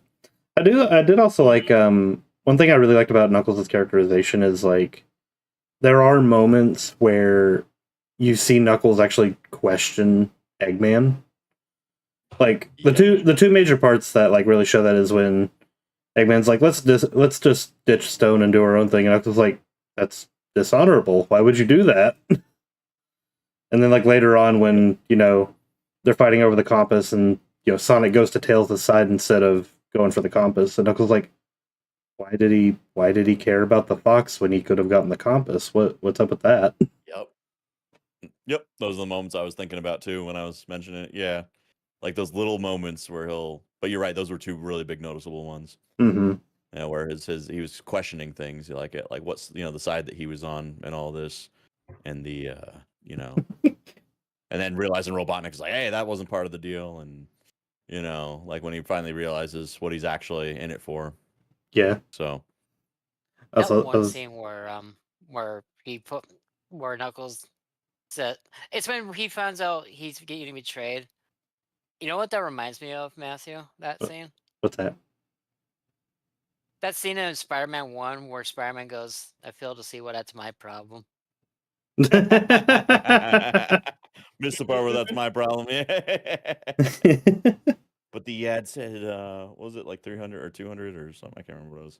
So I forget how many hundred it was. So my favorite Easter egg in this movie is when they were at that owl statue. In like the ice region, and the freaking the freaking text on the statue. That is Babylonian language, which is a reference to the Babylonian rogues and Sonic Riders. And I absolutely got giddy about that when I found out. That's cool. I didn't know. Yeah, that's really cool. Yeah, you remember the stone keyboard from Zero Gravity that they look at in front of the mural? The letters on the owl statue are ripped straight from that keyboard. That is cool. That's amazing. Wow. What a deep cut. Oh yeah. There's definitely a lot of care behind this. That's the thing I love about the movies is all the actors, the producers, animators, and directors and everything, they all seem to have a really deep love for Sonic. Even Jim Carrey, who didn't really know much about Sonic, he quickly no, this is actually a really cool series. I like this. Oh yeah. Yep. Hey, as long as we keep them away from the, keep them off the internet, don't go deep diving into any theories and stuff, and arguing with people. You're good. There's also just stay there, Jim. Yeah. I also don't know how true this is, but I believe he also stated in an interview that he also took the role because his daughter is a huge Sonic the Hedgehog fan. I could be wrong on that, but I could have sworn I heard that. Wait, which actor? Jim Carrey. Oh! Yeah, I believe he stated in an interview that, his daughter is a huge Sonic the Hedgehog fan, so when he was offered the role, he's like, oh, heck yeah. Oh, that's actually really sweet. I did not know about that. Mm-hmm. I say I haven't heard that one yet, but that'd be pretty cool to look that up at some point. I like that. Mm-hmm. Yeah, I do have a lot of respect. It's just for actors who would just take on a role because they're involved in a thing that their children are very fond of. I think it's really cute. Yep.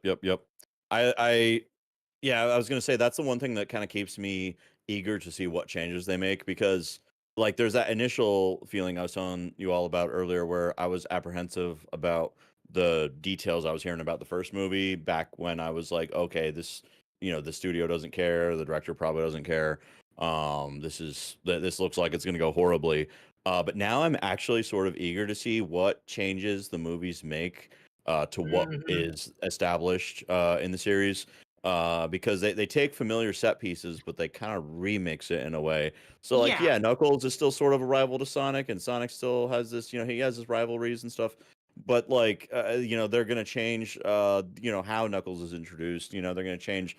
He's still gonna team up with Robotnik, but they're gonna be a whole different setting. There's not gonna be a Angel Island per se, but there's gonna be definitely some holy grounds where the Master Emerald is being kept in some secret place, and it turned out to be Labyrinth Zone, which was kind of cool. So again, just remixing that. Like, speaking of which, I do think it's really interesting how they basically in the movies they combine the Master Emerald and the Chaos Emeralds into one thing. Yes. And it makes sense because like if it was just like all seven and the Master Emerald, sorry, slipped up my words there. Like like I could see it just like it could be a little just like much. So I understand why they had to change it to where it's just like it's the Master Emerald, but the Chaos Emeralds are inside it. Like that that's a decision I definitely agree with. Um I think it's Listen, cool because it kind of like adds to some mystery too. Like, mm, with like, okay, well, what do these things do? Nobody.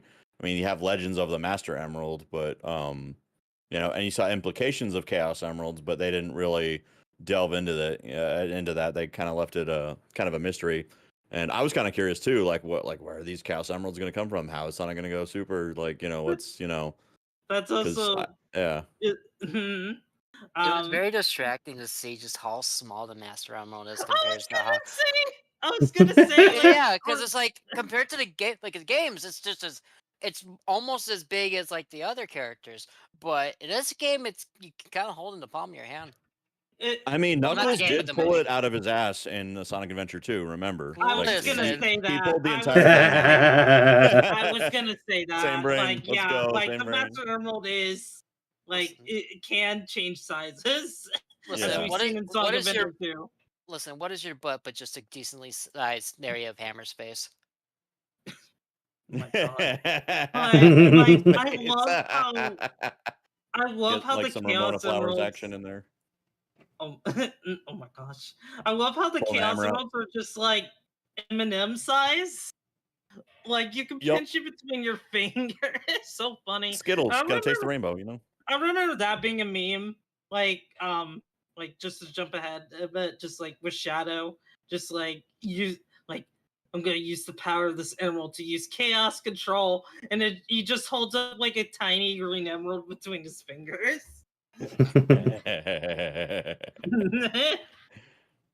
I mean, if you do it stylishly enough, it could be cool. There's It like could be clutching the whole cool. thing with your fist, but you could like do it like Yu-Gi-Oh style, and put it between your two fingers, and then put it right up in your face, and be like, here's my trap emerald, instead of trap card or whatever. I Hmm don't know.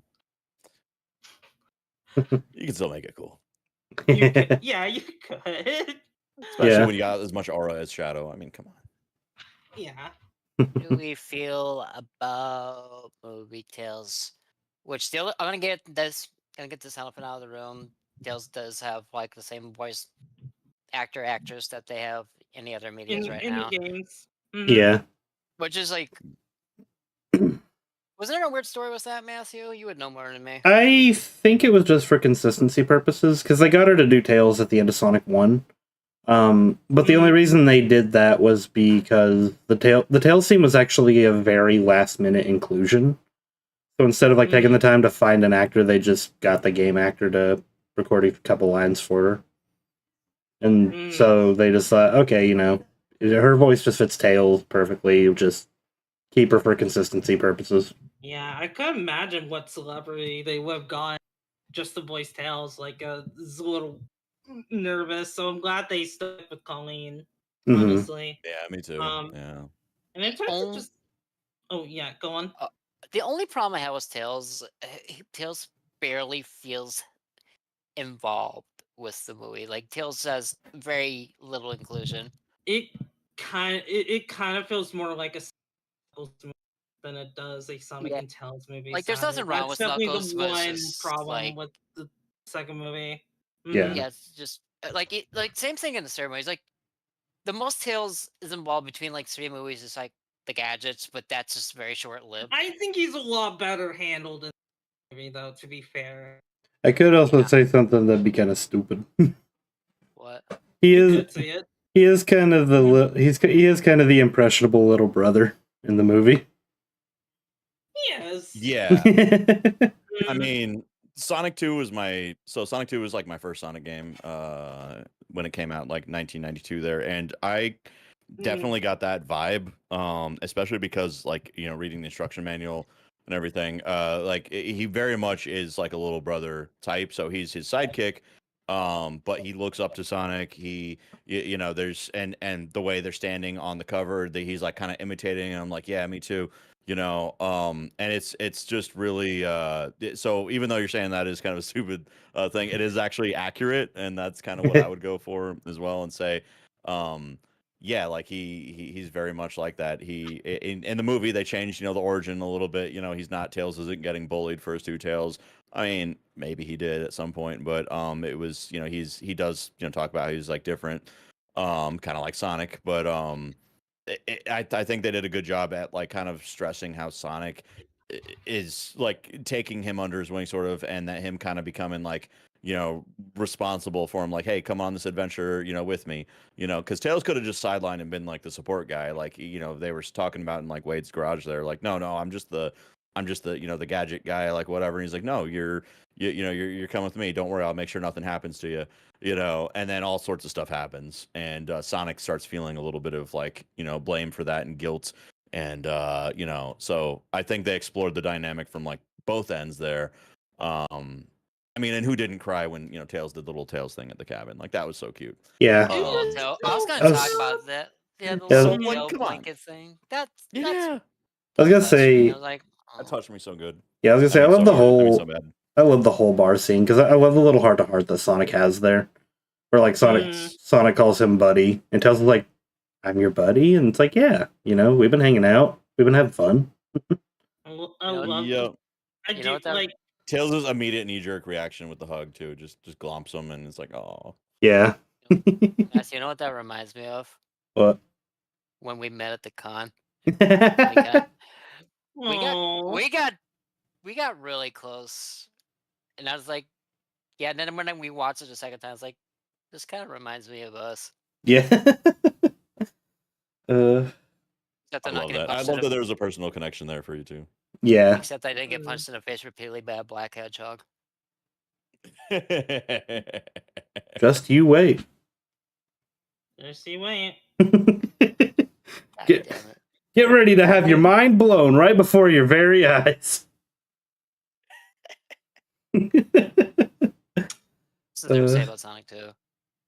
Like it did Like, well. Like despite Mhm. like my foggy memory, I think it did well. Like they all did well. I All three I did well. That was the debut like of Super I Sonic in the remember movies. Sonic 2. Yes, Super, Sonic. they did Supersonic wanted to so talk about well. Super Sonic. I got very giddy. My girlfriend was just like was staring at me like when we were in theater. She was looking at me and just like I was getting all giddy as Supersonic appeared. I've never been so excited to see Supersonic ever. Yeah. It was funny because I did kind of get spoiled on Supersonic a little bit. I think a lot of us did because of the toys. Yeah. Yeah, flipping McDonald's not being able to, you know, keep their toys hidden. So like I was expecting it, but It's like I run was by a bunch of people with no experience in jobs other than that. You know, Yeah. it's first job. The heck they did it again with Sonic 3 because they did not hide the Super Shadow toy at all. No, they did not. Your wife went to like the edge of the earth to dodge as much as she could. Yeah. Flipping my wife, she actually even avoided like hearing Keanu Reeves as Shadow because she wanted her first experience to be on the big screen. So like props to her for like actually like avoiding just about absolutely everything about Sonic 3. I had to listen to movie game Shadow, and I got scared. Yeah. I will That say was since Keanu Reeves is a high ticket actor, I feel like those were all like first takes for the game, just for money reasons. I don't even think they told him that he was Shadow. I think they just said they just wrote some lines down and acting. Here, say this on the microphone for me. You know, just like Maria described the Earth. Like, okay, yeah, first take, and we're good. Cool. Yeah. Thanks. That's all we need. Is he a We're higher not gonna tell anything tier? about this character. Is he a higher ticket actor than Jim Carrey or? He's the flippin' main actor of The Matrix. What do you think? And he's John Wick. Bill and Ted. So he's bigger than Jim Carrey? Like I don't know anything about like actors. If not, at least the same. Childhood. If not, they're at least the same par. And I will say Keanu probably has a lot more relevancy now than Jim Carrey does. Right. Yeah. Jim Carrey was more relevant, I think, maybe in the 90s to early 2000s. But yeah, you're right. Keanu Reeves maybe mid 2000s onward, like started like getting like slowly building traction. I feel like people weren't super talking about him till like obviously Matrix, and then like maybe John Wick is the Yeah. most I've heard of him. Funny I enough, mean, I know he's done a lot more stuff, but those are the ones that I heard the most of. Yeah. So funny enough, I didn't hear a lot about him until Cyberpunk came out, and that was like a big deal that he was going to be in the game. oh yeah. Oh yeah. He like came out on the E3 Johnny stage, Silverhands. like Yep. you're amazing. You're breathtaking. We're all breathtaking. I do like that between him and Jim Carrey, they both did a decent amount of research into their characters and the franchise. Oh yeah, Mhm. definitely. 'Cause that was another role. Like Keanu Reeves knew nothing about Sonic, but like the moment he got the role of Shadow, he said he studied up on it. Like he wanted to make sure he did Shadow properly, especially with the fan reaction of Shadow's reveal at Sonic 2. Because he actually stated that he was actually scared of not doing Shadow justice and disappointing so many of these fans that he saw. Yeah. Did he play the games when he did his research, or Probably not. Probably not. I don't think he said anything. Yeah, I don't think he said anything about that. I feel like a lot of times actors won't. They'll probably just watch. Maybe they'll watch a random YouTube video or like watch some cutscenes from the game, or maybe read something on like a Wikipedia article or something. But like, I know. Yeah. I know Ben Schwartz did. Like he grew up with he's a gamer though. He grew up with the classic Sonic games, but when Sonic 3 was coming out, he actually did play through Adventure 2 to kind of get a bit of like what the movie was going to be based off of.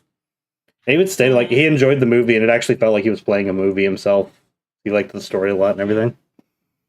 Well, before we get too far on, because we're getting into Sonic 3, we need to touch up on Eggman's progression. Oh yeah. He started to take a little bit more Eggman form.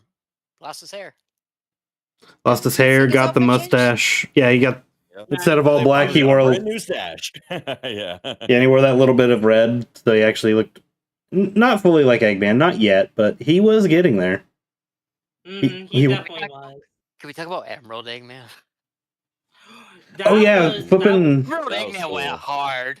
It went harder than it needed to be. Flipping Eggman having a super form. What? That was not on my bingo. Just like when that happened, just like I was just like, oh my god, does he have a super form? Is that a super form? That is as close to Super Eggman as I think we're getting. What's even probably what's even funny is that actually got leaked and no one even realized it. Because no one really talked about that. Yeah, so when they were filming that scene, they obviously, they did it, out in like a town in Canada. And production shots did release of like Jim Carrey suspended in the air wearing the green and black suit. And like no one realized like, oh, that's a super form. Everyone was just like, oh, just Jim Carrey suspended in the air. He's probably like riding a mech or something, Yeah. Oh yeah. Oh yeah. Yeah, no, he's building it with his mind and his powers, and out of stuff around him, tanks and trains and choppers. Yeah, that is something I wish they kept out of the trailers. Is the Death Egg robot? The reveal of that was so big, and I feel like it would have been so much bigger if they didn't have that in the trailer. Oh yeah, like if that was hidden. Yeah, like it definitely would have had a very big impact. Yeah, which apparently the director actually had to fight tooth and nail to get the Death Egg robot in, because apparently the big execs at Paramount were like, why would some evil scientist make a giant Death Egg robot? This is stupid. And the directors had to be like, no, trust me on this. Like, shows up in like every game nowadays. Like, come on, yeah, he's like, please, yeah, I do remember that. Like the execs were just like, this is stupid. Don't put this in a movie. And just, what do you know? Yeah, the director's like, come on, if you do this, the fans will be foaming at the mouth for this. You're gonna make so much money. and they were right. Yeah. I wonder if they trust him at this point, like just to like be like, here's a blank check, just whatever you need for the next Sonic movie, just have at it, Yeah. Yeah, we know what we're doing. Yeah. We'll see that in Sonic 4, hopefully. Oh yeah, hopefully. Well, one thing I liked was that Knuckles kind of pulled a Sonic 3, when he punched the emeralds out of Super Sonic, but he did that to Robotnik to get the emerald out. I thought that was like really neat little reference there. That was Um, definitely really, really good. Mm-hmm. that enabled Sonic to even access the thing to, before he Turn turned super super, and fun. that was Which not even It something was that he intended really, to do. It was just like, it yeah. was just a really cool scene. Just like, you think like, oh, he got smashed underfoot, and then freaking he just lifts up the foot while golden. It was yeah. such Yep. a just like Such a amazing cool scene. transition. Yep. Also, the part where just like Eggman, like he activates like the robot hand to go punch him, like a Yeah. supersonic, and without even flinching, he just stops it with his Just like so right hand. effortless. Yeah, I love how Mhm. effortless he looks while he's like doing that. Like, you know, Mm-hmm. yeah. I think it really underscored like just how powerful Supersonic was, because Yeah. it's like Mhm. like how do you communicate to the viewers that this character is powerful, who's already extremely powerful, already really fast, like he can run across oceans, he can jump over whatever. It's like how do you one up that and communicate that visually to the people, and I thought that was such a cool way of showing, no, this guy is, he's strong, he's not dodging attacks anymore, he's the one calling the shots, he's stopping him in his tracks there, and yep, and Robotnik's at his mercy now. So, Mm-hmm. and it just tips him over, and yeah, just Mhm. Sonic 06 style, just tip him over. Yeah. Yeah, with the love tap, Yeah, a little and then tap with the toe there, just yeah. and then Eggman's just like later, hater. Yeah, that's how it's gonna be. Okay. That was so Okay, we're cool. not friends. Yep.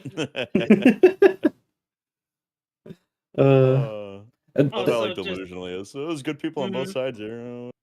Also just like kind of just like what just you know um like just like kind of just like what we were talking about before, which is like the reveal of Shadow was done so well because like oh, you got all the gun troops at the wreckage of the Death Egg robot, and then one of them just mentions just like, oh, something's been activated in a base like far away They from said here. something about 50 years ago, and the second they said those words, I was like, "No Like, way, it's that Shadow." yeah. no way they're actually doing it. And then just like freaking we see Shadow, and it's just like Yeah. in like I forget his name, but like the commander is just like, my God, Oh yeah, Project Walters, I believe. Shadow. Yeah. Mm-hmm. Yeah. Walters, yeah. Walter. Yeah. Mm-hmm. Something. Yeah. Olive That Garden guy. was Mm-hmm. so cool. Olive Garden guy, we like Oh, to call him. Yep. Yep. yeah. Yep. Mm. I wanted him Yep. so badly to give Professor Gerald an Olive Garden card. Oh my god. Especially did This continue this that in the third movie. Yeah.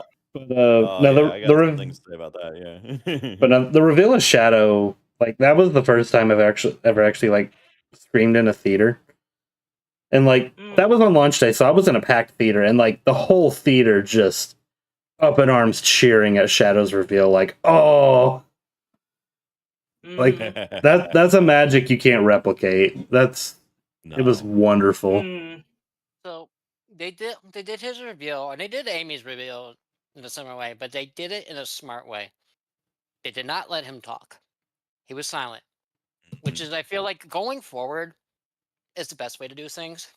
Yeah. Oh yeah, Because especially like since Hasn't been because like cast yet. Yeah. yeah, because especially Colin kind of got locked in, like, but that also just makes fans, that gets fans wondering a lot of things, like with voice direction and voice acting. And we're Mhm. going through that right now with Amy. I Like, still nobody don't know can what complain voice about could fit Amy's voice. Amy. I'm really curious who they're going to go with. Same here. Meet Barry. Yeah. I'm gonna voice Amy. Oh my God. I kind of want Could them you to imagine? subvert expectations, but they might go with like an Same obvious here. choice, because yeah, I I felt mean, like Shadow was the obvious choice. So. I was surprised with Knuckles when they Yeah, casted it. that was a great surprise. I love that. Yeah. Especially the way it was Like- announced, because it was like he just randomly tweeted one day, just knuckles his fist like he's back or something like that. Like what? Excuse me? Yeah, that's the thing. Like, just like, you can never like guess who it's gonna be. Like, even if you watch social media, it's like Are they the voice actor, actress? Or are they just doing it because they're a fan? What's going on? Mm-hmm. Because, Mhm. like, I feel like at this point, Sonic's such a pop culture icon that anybody can tweet about it and they just come off as a big fan. Yeah. Mhm. Yeah, since we're at the I end of know. well, And what? And what? since we're at the end of Sonic 2, what do we think of Stars in the Sky? Love it. Beautiful, Love it. I beautiful. think it's my I favorite out of the three. can I take Mhm. 1 minute to go look it up because I don't remember what it sounds like. Yeah. So um, Yeah, let's Sonic all go listen to it. I would, but Stars. the copyright censors wouldn't allow it. Okay, all right. I'm sorry. You're not allowed to listen to it, but That's we an are. Animaniacs moment. I'm gonna mute for like 1 minute. All right.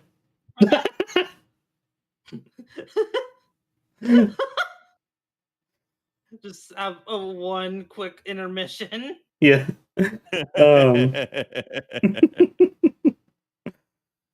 Stars in the Sky, like, I still listen to that song to this day. That song was it got me hyped.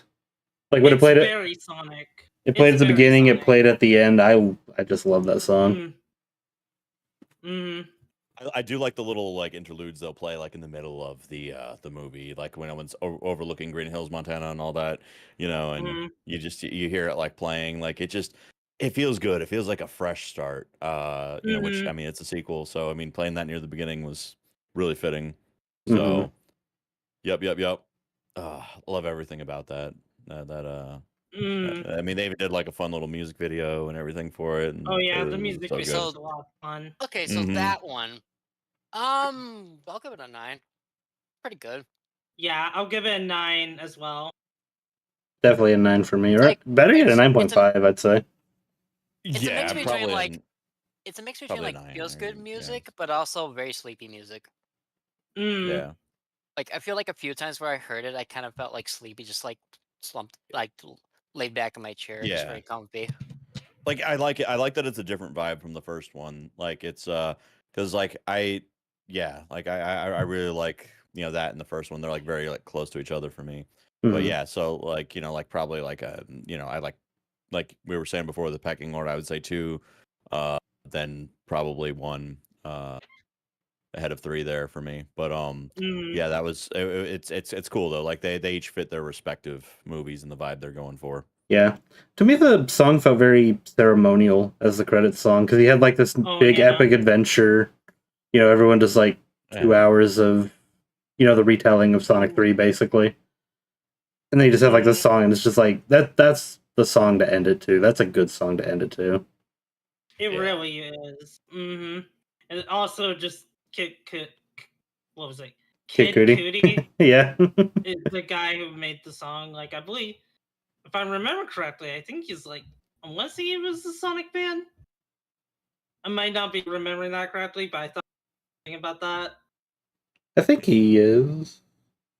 He might be. I think I don't remember his age, but I remember like I feel like he'd be at least a little bit more in touch with Sonic than a lot of the other older actors and stuff. I still remember being thrown off that I learned he did the song "Day and Night." Like I found that out after Sonic 2. I was like, wait, that's the same guy. I love Day and Night. Small world out there. Yeah. With music interests. Also, it's so funny to talk about the Knuckles show for a moment. Like, I think wasn't Kid Cody like one of the gun agents? Yeah, he was the one that actually like recited Knuckles' line from Sonic 2. Where Knuckles is like, "You're here for my power," and he's like, "Do I look like I need your power?" Yes, that's what we're here for. I will only listen to the Knuckles show for 30 seconds before I start going feral. Because I remember there was Agent Mason and Willoughby. Yeah, Knuckles show was. I mean, I guess since it kind of comes between them, right? So we kind of have to talk about it. We But, kind I guess I don't know if there's really a whole ton to talk about. Like, okay, like I like some parts of the Knuckles show, but just like there's a lot of like problems that weigh it down. that are just kind of like human-sized problems. Yeah, I actually found myself enjoying the humans in it, but they didn't flesh them out as much as I would like to, or like them to. So, and they didn't have to do much to flesh them out, but like they was sort of a swing and the miss with their motives, because there were some really cool things there, like things that Gunn was doing, behind the scenes. But then there was like people that were used to be Gunn, but now they're like, and it was kind of cool, like seeing that side of things. And I wish they delved into that a little bit more. Especially like with the antagonist there, he could have been cool, but instead they made it so he just kind of came and went. So, yeah, there's it had a lot going for it that was sort of a swing and a miss, but what was there? I mean, it made me laugh, and it got a lot more casual audiences into it to eventually see like the third movie. So it could have been better though. Definitely could have been better. We also But got it wasn't the worst thing in the world. We also got Doc Brown as Pachacamac. Yes, we I did. Yeah. Yep. We got Takal's dad. Now we just need Takal. Come on. Yeah. Come on, I need it. Yeah. Come on. The adventure fanboy needs to see movie Takal. I want to see movie Chaos, dang it. Yeah, me too. Movie I was kind of Chaos hoping we'd get was that so in hard. some degree in 4, maybe. I mean, I know we were going for the Metal Sonic thing, but I mean that's not to say that he can't, be copying some data from some ancient liquid or something. You never know. I can work it in there. I guess it's just like the one thing that like I can say that I think is kind of just like of no, like just to say, like the first 2 episodes of the show I think are actually like fantastic, but just like as the show goes on, it's just like not like like they're good, but they're not like as great as like like the first 2 shows, or even just like the first 2 movies. I would say. For me, I enjoyed the Knuckles series all the way through. The only part where I kind of like zoned out was when the bowling stuff kind of kicked in. I felt like there was way too much focus on that for the final episode. Oh, way too much focus on that. The bowling stuff didn't really have a payoff that I was hoping for, because I was really hoping that there would be some kind of character shift or connection or development, whether it was like, Wade's side, his dad, whatever, something that happened. But instead it just seemed like standard, cartoon villain Saturday morning affair, where it's just like, okay, yay, we win. Okay. And then they dropped that reference about like 50 years ago. Somebody brought their kid or whatever to their... Which nothing came of that in the third movie. Father, son, which nothing really came of that. And it was like, okay, I thought this was going to be interesting, but no. The only thing that like kind of just like was carried over into the third Sonic movie was the flames of disaster. True. Finally. That was true. The week that movie came out, I was like, that instantly went in the meme machine. I was like, that I'm putting that in my memes. Like, I was also I was also kind of bummed that like we had such an interesting concept for a villain for the Knuckles series, and we didn't really get to delve into him that much. He appeared at the beginning to give the 2 gun agents a mission, and then he appeared at the end to fight Knuckles, and that was it. Like, the concept of, like, you have this ex-engineer that used to work for Eggman. The buyer, yeah. Yeah. But, like, but he didn't really do much, and I wanted to feel more of a threat from him, Yeah, me too. It's like he came in like when the show runtime was out. It's like, all right, we got to wrap it up. Here you go. So he deserves better, because he was cool.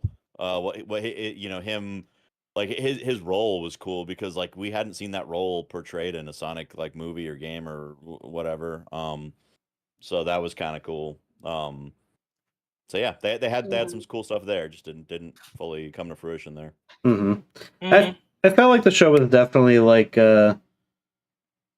more like a taste for like Sonic fans to be like, we're still working on the third movie, don't worry. Yeah, but here, like have a this little appetizer. Yeah. Basically. And the involvement with the humans, as it a, got some of the yeah, people involved too, the casual people. Like it really got them interested in Sonic. So yeah, like as an appetizer, I think it's fine. Yeah. Which Um, one thing I am happy about, and this is mostly from the success of Sonic 3 more so than Knuckles, is they did confirm we are getting more spin-offs, and not just in the form of like the Knuckles show, but we're also getting like full side movies. which and I'm betting one of those movies is gonna be for Shadow. Yeah, I was gonna say, like, which confirmed like yesterday or 2 days ago that Shadow will be like getting its own series / movie, whichever they decide to go with. Which I thought that was kind of a given. Like, yeah, like of course they're gonna want to bank on Shadow. Absolutely. whatever they come up with, I hope they give it time to cook. I hope it's Hopefully, good. definitely. Yeah. I wonder if we'll see Black Doom at all, because I know the director said that he would like to delve into that. He just didn't want to for 3 because it would be. Yeah, I feel like we're definitely gonna delve. They still could. Yeah, in the future because we don't know where Shadow came from, still. So it could have been something that broke off from the Black Comet or whatever they want to call it.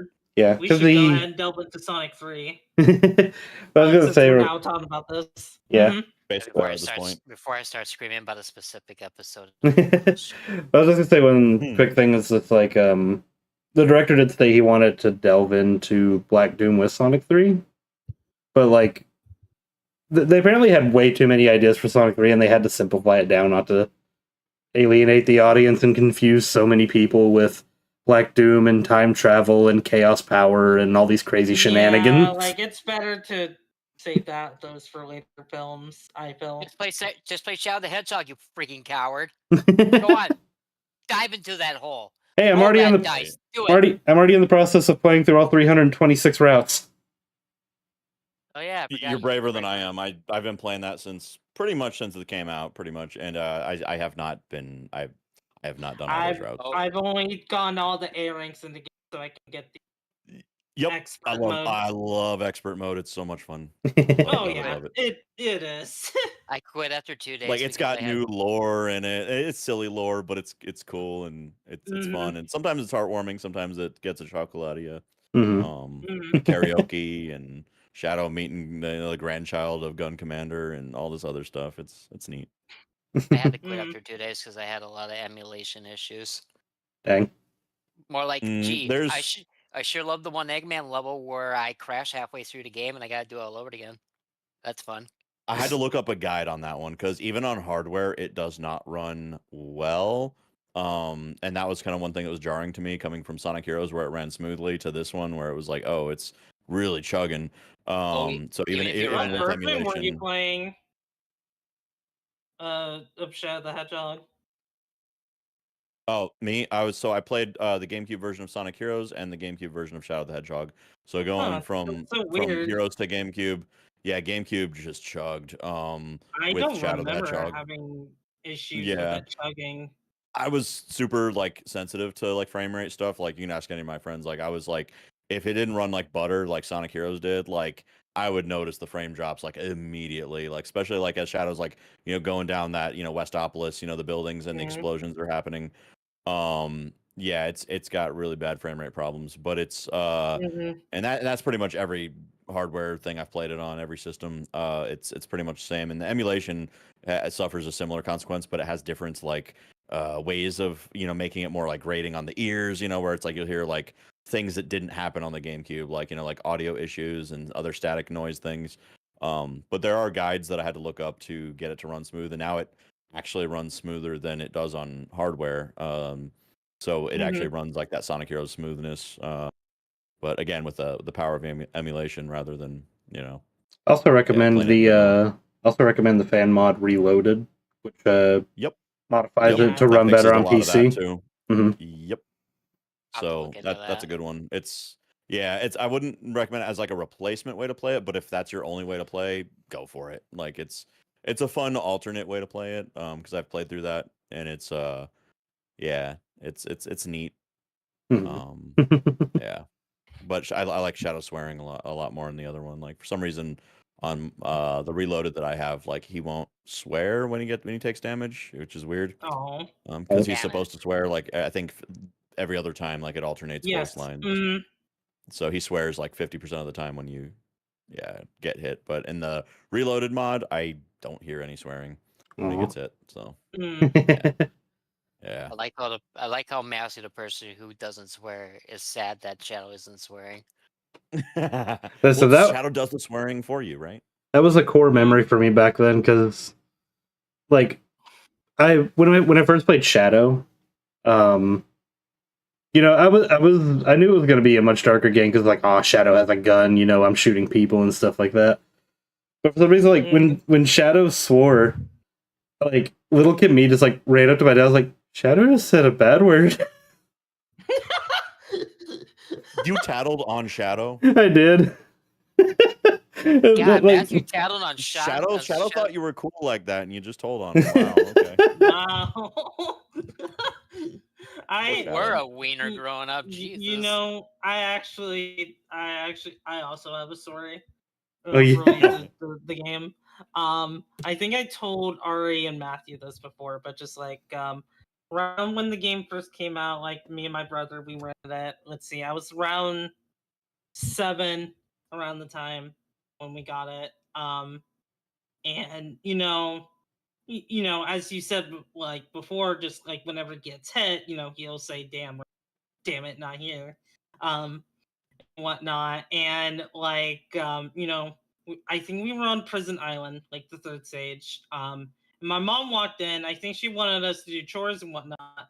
And it just so happened that we died when she came in, and she heard Shadow go damn, and she was just like, "Nah, you're not playing that game anymore. Turn it off."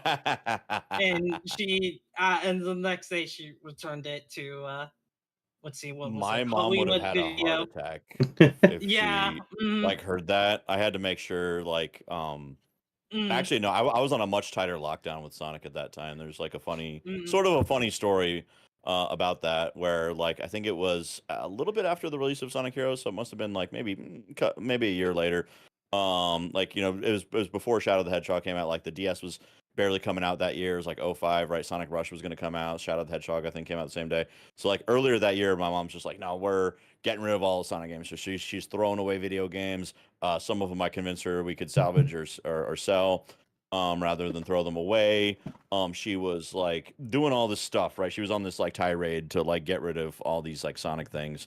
And listen, you can't take the mm, hedgehog out of the boy, right? mm, So I was probably, how old was I? I must have been like 16 at the time or something. And so I remember, you know, I had to like rebuy and hide all of my Sonic games. And I had to do that even at like Walmart.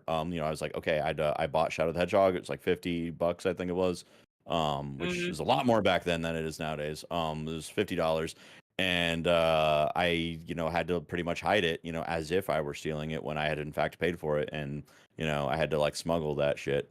And it was yeah, and I still have that same copy. It's still safe.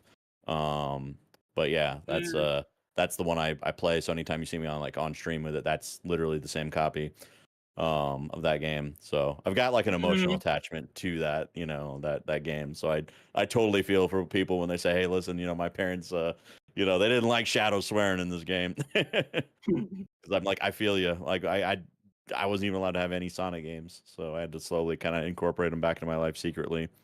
But mm, yeah. So weird to me because I grew up in a very Christian household. Like my mom was like, Same. she wasn't like crazy Christian, but she was like Christian enough where if she saw something, she gave it a look, but she wouldn't like outright say no. Like there's various few things she's banned me from saying. I think like the top two was just Ren and Stimpy and Beavis and Butthead or South Park, like Oh, mm, that's stuff like understandable that. because that's outside of the kids' age range. But, Yeah, yeah, yeah. but like she was surprisingly okay with things like Full Metal Alchemist and Shadow the Hedgehog Mhm. mm. because she's like, okay, damn and hell are like the least worst words you could say. And they are. They are. They Right. absolutely Yeah. are. Yeah. I mean, they're in the Bible. You know, how bad can they be, right? So Mm, it's yeah, no, I grew up like in a similar household. Again, it was like varying degrees of like parental control, and I think it just really depended on like I think what my mom didn't like was so like for example, if Tails was like, "Hey Sonic, this Chaos Emerald has unlimited mystic powers," and she like read way into it, like, mysticism. Well, that's not Christianity. And I'm like, What okay, the like, hell? yeah. So stuff like that was worse than like, like if there's a swear word in there, right? So I That's a was like, all new right, so I one. gotta, yep, yeah, and believe me, oh, it goes further down the rabbit hole. Like she would be like, she didn't like some of the music that was in it because like she's like, oh, listen, well, this might be tied to some religious, secret agenda or something. So they're trying to change your religion. Jokes on her, my religion is Sonic, but uh, stuff like that. Like like her take was like saying like they are trying to take their religion and put it on a disc and disguise it as a video game. Like it was, like it had some hidden agenda ahead of being a good video game or a fun video game. And as someone who grew up with the games, I knew that wasn't the case. So Mhm. yeah, that's why I just kind of like was like, you know what, I'm gonna sort of break some rules. I'm gonna smuggle these games. I'm gonna rebuy them. I'm gonna sell them today. She's gonna throw these ones in the trash, but I am going to, kind of buy back my freedom there. So yep. Mhm. You're So just your own version of a freedom fighter. basically, yeah, even into like adulthood, it's like, oh, the church didn't like these people because this, that, or the other. I'm like, all right, you can come stay at my place, like, like at my apartment or whatever. It's not much, but here you go. This is yours. Whatever. My house is your house. So, and I do that to this day, even on my streams. I'm like, hey, people out there, rejecting you, come on in. We got plenty of room for you. So, Everyone deserves a yep. chance to live happily. Exactly. Right. Exactly. Mhm. That's actually what makes me happy. So, Speaking of what it works makes out. us happy, let's talk about Sonic movie. Yes. The third movie featuring Mhm. John Wick, Dewey Duck, I'm gonna Genus from Tales of Symphonia, and I'm gonna take your spine and put it inside of someone's chili. The Grinch. So Master, can I talk about our story with Sonic 3? Go ahead. So, a lot of us planned a big trip to all see the movie. A lot of us flew outside of our own home states at the time to go see this with Master. We all flew down to his state. We stayed at his place and we went to the movie all together I crammed twice in the same day. 4 Mhm. people in my apartment. Oh That's god, it. I've never been in such a cramped living room in my life. Jesus Christ. Acting like sardines. Yeah. Nothing like a whole room full of snoring people, and then you, the person that doesn't snore, who has sleeping issues, like neat. But no, it was Yep. definitely fun. Like the movie wasn't the only thing we did, but oh god, that our trip was fun. It was so fun. We went back in, scrounged up money, and went to see it in Yeah. 4D the second time. And I'm So, gonna tell you right now, that movie is the movie to see in 4D. yeah. So funny enough, I was wanting us to see it in 4D, but Mufasa was taking that weekend for 4D showings. So like, Mhm. dang it, we're gonna miss out on it. So we went and saw Sonic 3, and the moment we walked out, I look over at the 4D theater, and the sign says Sonic 3 40X. I'm like, do we want to go see it again? And everyone's like, Yes. sure. Like, we were also determined that these guys bunched up money for me and my girlfriend to say, because we were definitely tight on money at the time. Mhm. So we pulled together. We spent so much money just seeing the movie, like what, like Me too. $100, Matthew. Something like I that. think. That's it. Mhm. And one of them even bought me my little shadow cup. Yep. Aw. I was prepared. My wallet was prepared for that. Like I was setting aside money every month for that. And when it came around, I was like, okay, I am ready to, buy this merch, buy that merch, buy tickets not just for me, but for friends or family who can't afford it, and then for me to go see it multiple times with different family members. Like, I had like a fund set aside for this because I anticipated how pricey it was going to be for me and the family. So. Yeah, that was a lot of fun. I think when we got to first see it, it was with my wife and a fellow streaming buddy, and his wife. So it was a couple's date there, more or less. And then my sister and her husband. So yeah, it was like a triple couples date there. So The energy in that theater, like just even in the lobby, like it was a feeling I have not felt in so long. Like maybe it's because we saw our friends, maybe it's because it was Sonic Adventure 2, the movie, but no, like it was a really good energy day the whole way through. Mm. Our friend Zinny went to see Sonic 3 with us dressed up as Mario. A wiener. That So sounds about Zinfinity right. went to go see. Oh, that's amazing. Yeah. Yeah, I was with him when he bought the costume. There's One of my buddies did there's that too. there's a store at the mall called. Did you buy it at C&M Games, Matthew? Yes.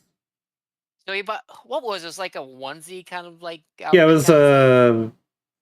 I forgot the Japanese name for it, but it's like a Guru or something like that. It might be it's like way off. onesie pajamas. There's like a special Japanese name for them because they're like based off like they have like Pokemon ones, Sonic ones, Mario ones, anime.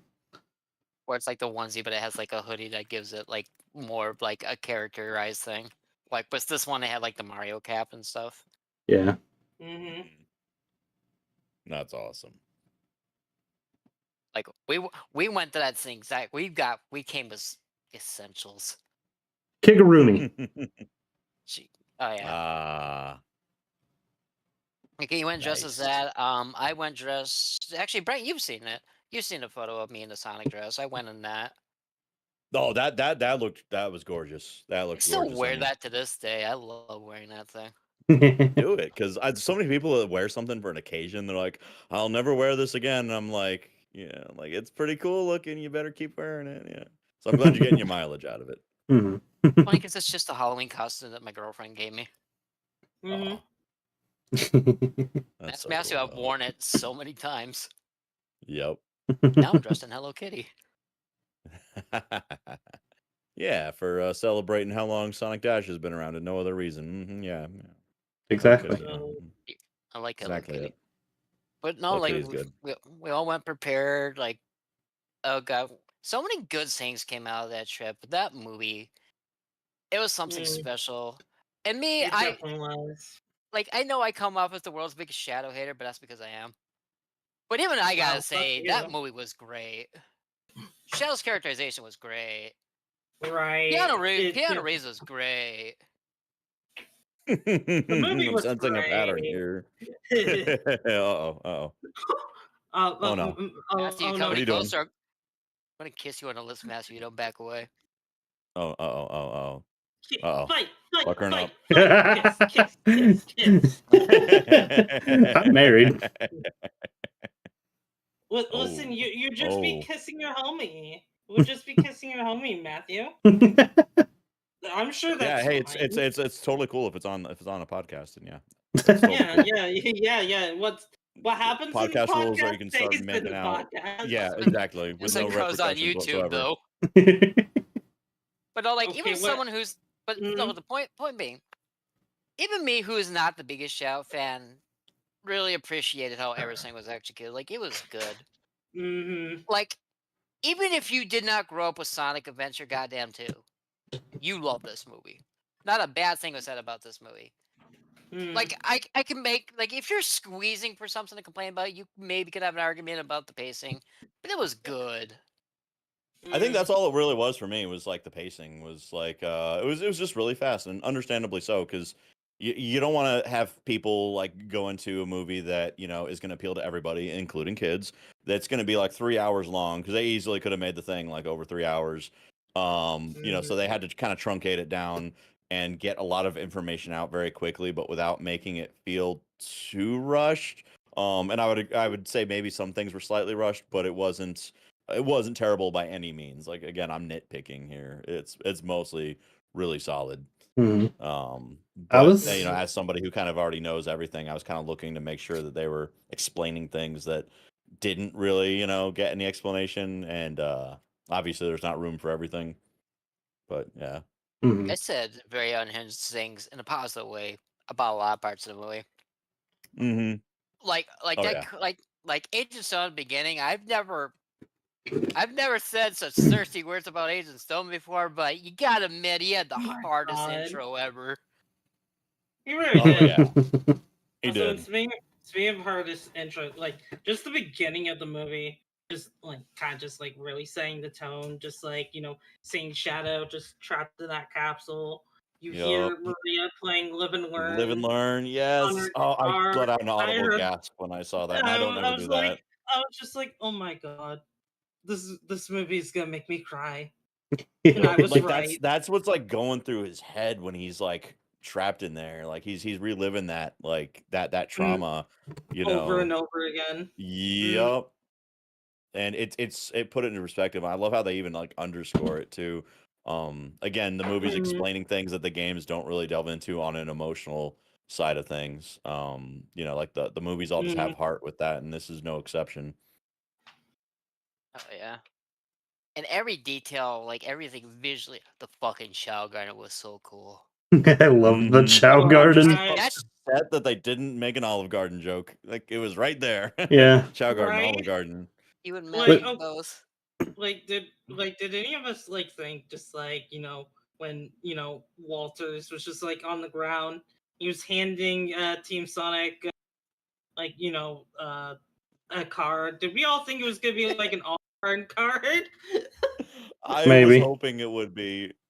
Like or Mm, something, or at least have it in the frame or something as he was like going through his like cards, and one of them's like happens to be an Olive Garden card. Yeah. It's kind of mm, fading out there. I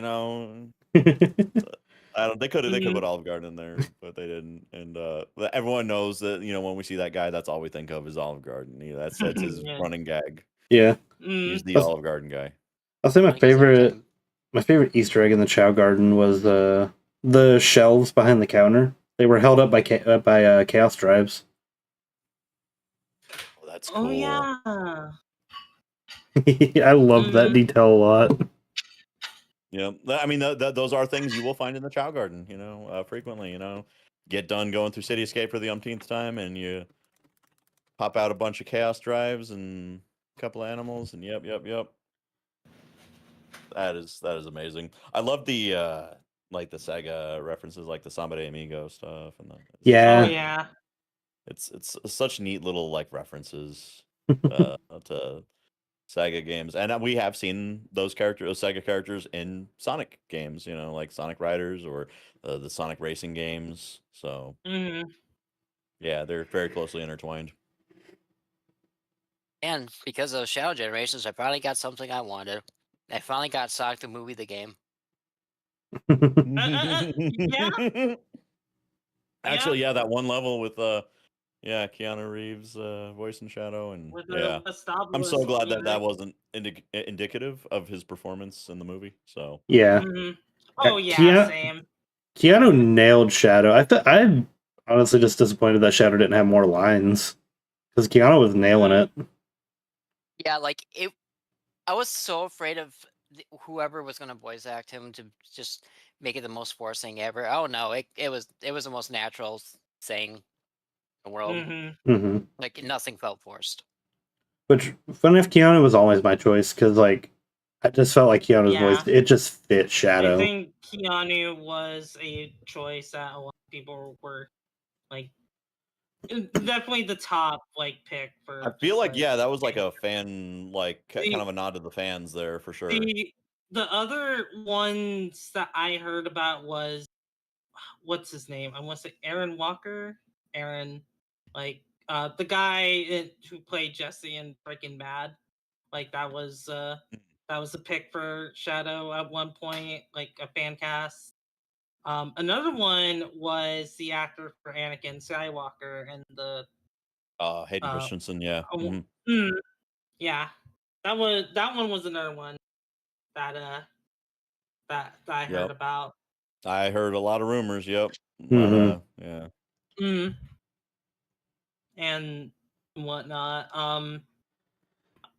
I like God, just like that one scene for just like Shadows, just like at that old base. He's having a flashback with like Maria. It's so sweet. hmm Like Love it seeing was their life together on the arc. Yeah. right. It was so cute when just like Maria just like arises like the class and she just like draws a little bunny like in front of him. Like it Yeah. was I think so that was cute. that like the rabbit that Sonic was gonna be? That I forget the name. That that classic design. I think that's what she was drawing there, if I'm not mistaken. That would have been funny. Mhm. But yeah. That's a funny little Easter Yeah, egg.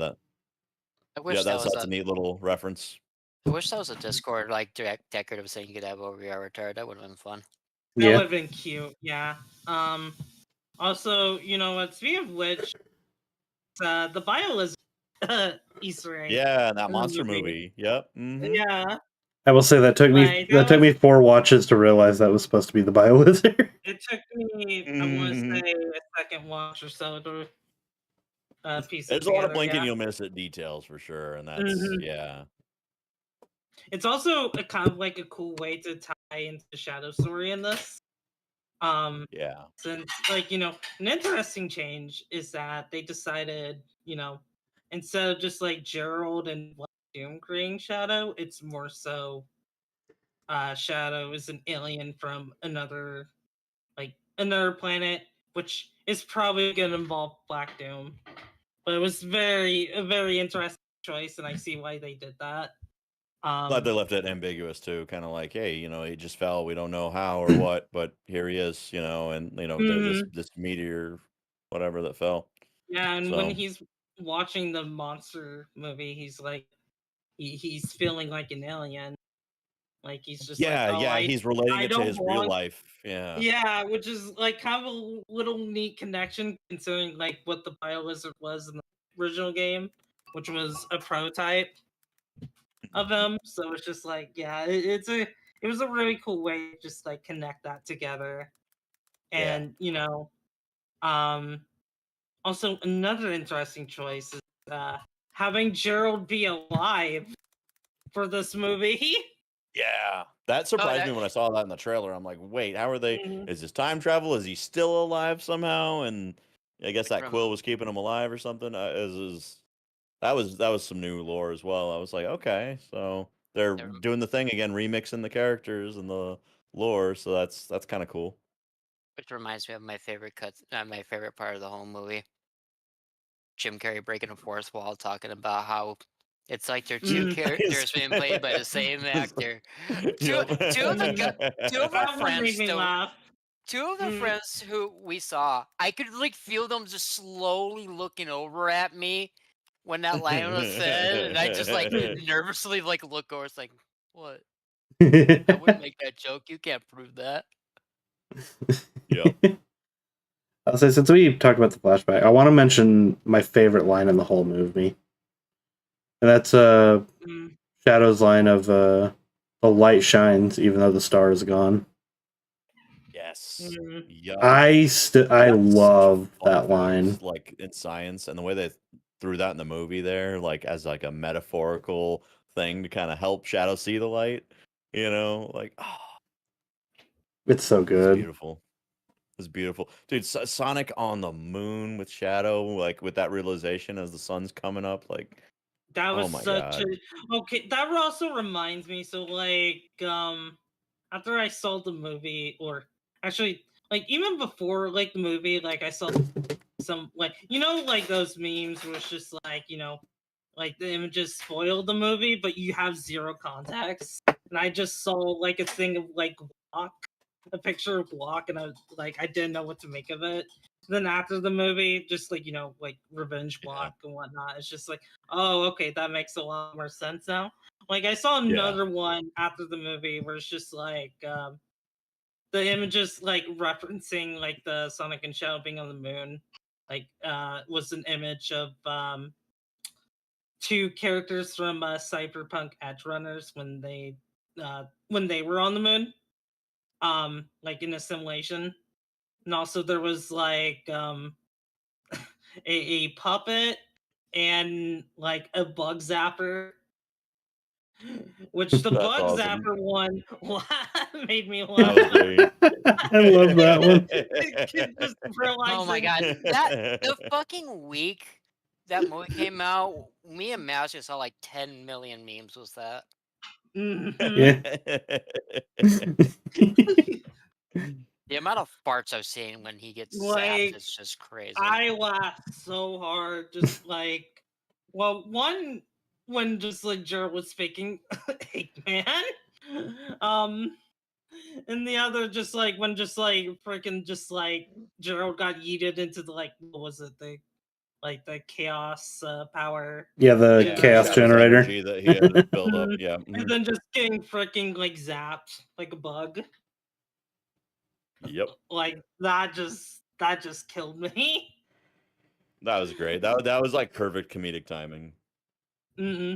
Because that's like one thing that's like kind of hard to nail sometimes. And like if I had to again, Hmm. like since we're saying so many good things, if I had to have one small gripe, like I don't know if the emotional scene with Sonic and Shadow leading into the thing going to Eggman getting spanked. I'm sorry, Jim Carrey Yeah, spanking Jim Carrey was like that's the timing my was a gripe. little weird, but the joke is I funny I like on I its would have own. I cut just it wish they moved that differently. like maybe one I scene like Yeah, to the like right or to the left or whatever. I think like they could have just like had something else play between that, and then it's Yeah, just and that's then all. we It was cut just a to little that. jarring. I was like, "Wait." Mhm. Like, I wanted to laugh at that because it was funny, but I was just like like, I can't, like, switch my emotions that quickly. You guys are giving me whiplash It here, was like such Yeah, that's what it was. Just really big tonal whiplash. Yeah. I think the Mhm. idea on paper, like, I understand on paper why they did that, like, okay, we got the audience in tears. Let's give them something to cheer them up, you know? So, but, like, Mhm. yeah, I don't know. It's yeah. But Mhm. it was still good though. It was still good. You know, nothing like getting. Mhm. I love the jokes. You know, like the hate watching the Green Lantern or whatever. Mhm. Stuff like that. Jeez. Yeah, a lot just I like oh yeah, go on, Ari. want to say I don't usually go too unhinged on Sonic, but oh god, the Eggman outfits. Oh They god. were so good. Like the freaking just like Yep. new it's You, just how I I reacted to Matthew making this PNG for me. well, the first time I saw that, I literally went like, oh, like I was Yup. making noises and Lizzie had to like cover my mouth. It's like, no, stop it. Well, you could feel so you could essentially feel, you know, Robotnik's excitement, you know, like in real time. You were feeling what he was feeling. The build up to those So, outfits over 3 movies. Oh god, and the white one. yep. Oh god, the white one was perfect. Mhm. Hmm. Like red one's good, but oh no, the white one though. That was good. Mhm. Something It you would didn't have. know you needed. It's, you know, normally thought of as like the default, you know, doctor color. You know, you think like Dr. Wiley or something, but then like yeah, you see that in the Robotnik fashion, like with all the, you know, little doodads on it. I don't even know what they do. Probably some high tech stuff. But like, yeah, Would that was cool. unironically spend $5,000 to have that outfit. Right. I'd do it. Oh, absolutely. Like that. Those things were clean. Mm-hmm. Well, except the white one. The white one kind of got Agreed. turned into particles, but most of them were pretty good. Yeah. Well, I mean, see, well, it's just because stains, you know, show up easier on white. You know, that's, you know, if he wore a different color in the bug zapper, might not have noticed him getting evaporated into, you know, dust. Hmm. But yeah, yeah, you know. But yeah, outfits are good. We were missing a lot of context though until the digital/DVD version came out because there were some missing scenes. Mm-hmm. I haven't seen them. Yeah, that's true. Matthews. When he said final live stream, I'm like, what is Yeah, this alluding to? And then we learned that he was streaming the whole time. Yeah, I didn't see Well, him. Matthews definitely seen him though. yeah, I've seen them. I mm, I'll say there's one deleted scene I love. It's when Eggman and Gerald are like living a childhood that Robotnik never had. Mhm. yeah. There's a there's a deleted scene where they like removed some where they're like messing with each other. Yeah, I love those tweets. I do too. It's like Mm. Robotnik's like curled up in his bed, all scared, and like Gerald's reading him a bednight story. He turns off the light and then turns it back on, and Gerald's in like a monster outfit, scaring the crap out of Ivo. And then there's an extended part of the biking scene where like Jim Carrey's on the ground holding his knee, crying because he just fell off his bike. And Gerald pulls out a Band-Aid and just puts it right over Ivo's mouth. Yep. What about the Christmas tree scene? That thing gave me elf vibes. I love the Christmas That was scene. great. That was great. I remember they had that in the trailer for like around December. I was like, how? That's just a bonus, right? That's not actually going to be in the movie, yeah? That's just to advertise the Christmas stuff, yeah? Like, yeah, we were wondering, like, okay, how the answer? Simulation. Yeah. Same with the music video. There has to be some, outlandish reason why they're in there. Yep. Yeah. Like, same with the music video, like, the scenes that were going around of both the robotics just breaking it down is like, what is the context of them dancing like this? Is then we figure out the context in the movie. I mean, if it's Jim Carrey, you need very little context. He's going to do a comedic bit, and in some cases, the comedic bit would cost some, some VFX money there, with lasers and whatnot. And I feel like the Sonic movie budget's kind of big, though. Like, I feel like it's a very big budget. It is now. Yeah, I feel like it wasn't. It definitely always. is now after the third movie. Yeah. Was it small in the first movie? Oh yeah, definitely. It feels smaller. Yeah, but I'm just going off a feeling. I don't know for certain, but I have a feeling it was smaller. I think Sonic 1 is a bit more expensive than we expect, but that's mostly because of the delay, because they basically had to redo all the CGI and re-render the entire movie. Well, luckily they hadn't done all of Sonic's scenes yet with the original ugly Sonic, quote unquote. That's what they call him in Chippendale, the Rescue Rangers movie. But yeah. Oh yeah. So luckily they could that's the thing. go back and do that. Yeah, I like that they acknowledged, hey, listen, we made this animation screw up here, and here he is in the movie. That's all about animations, both rejected and renowned. So I actually love the Rescue Rangers movie. It's funny. I like it. It was actually pretty good. I love the cheese scene where they like they're basically subtly hinting about like cheese being a drug. The guy's like, that was cool. They're like, what cheese you got? He's like, we got the Gouda, we got the Brie. You got any stinky cheese? You guys cops? You guys cops. The one joke that tickled me in that was like I can't tell where your eyes are looking. You got the Polar Express eyes, like it's. Oh yeah, the dead stare. Yeah. And I never thought about it until they brought it up because it's just a movie that came out as a kid and they would occasionally watch it at Christmas parties, but I didn't think anything of it. And then it's like, oh yeah, they're right. I'm like thinking back to every scene. I'm like, you really can't tell where they're looking. Yeah.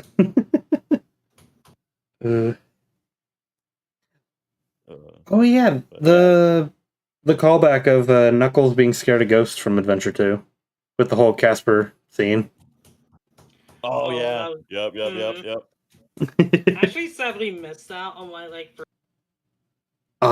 but I did see it. I was just like, oh, that's why.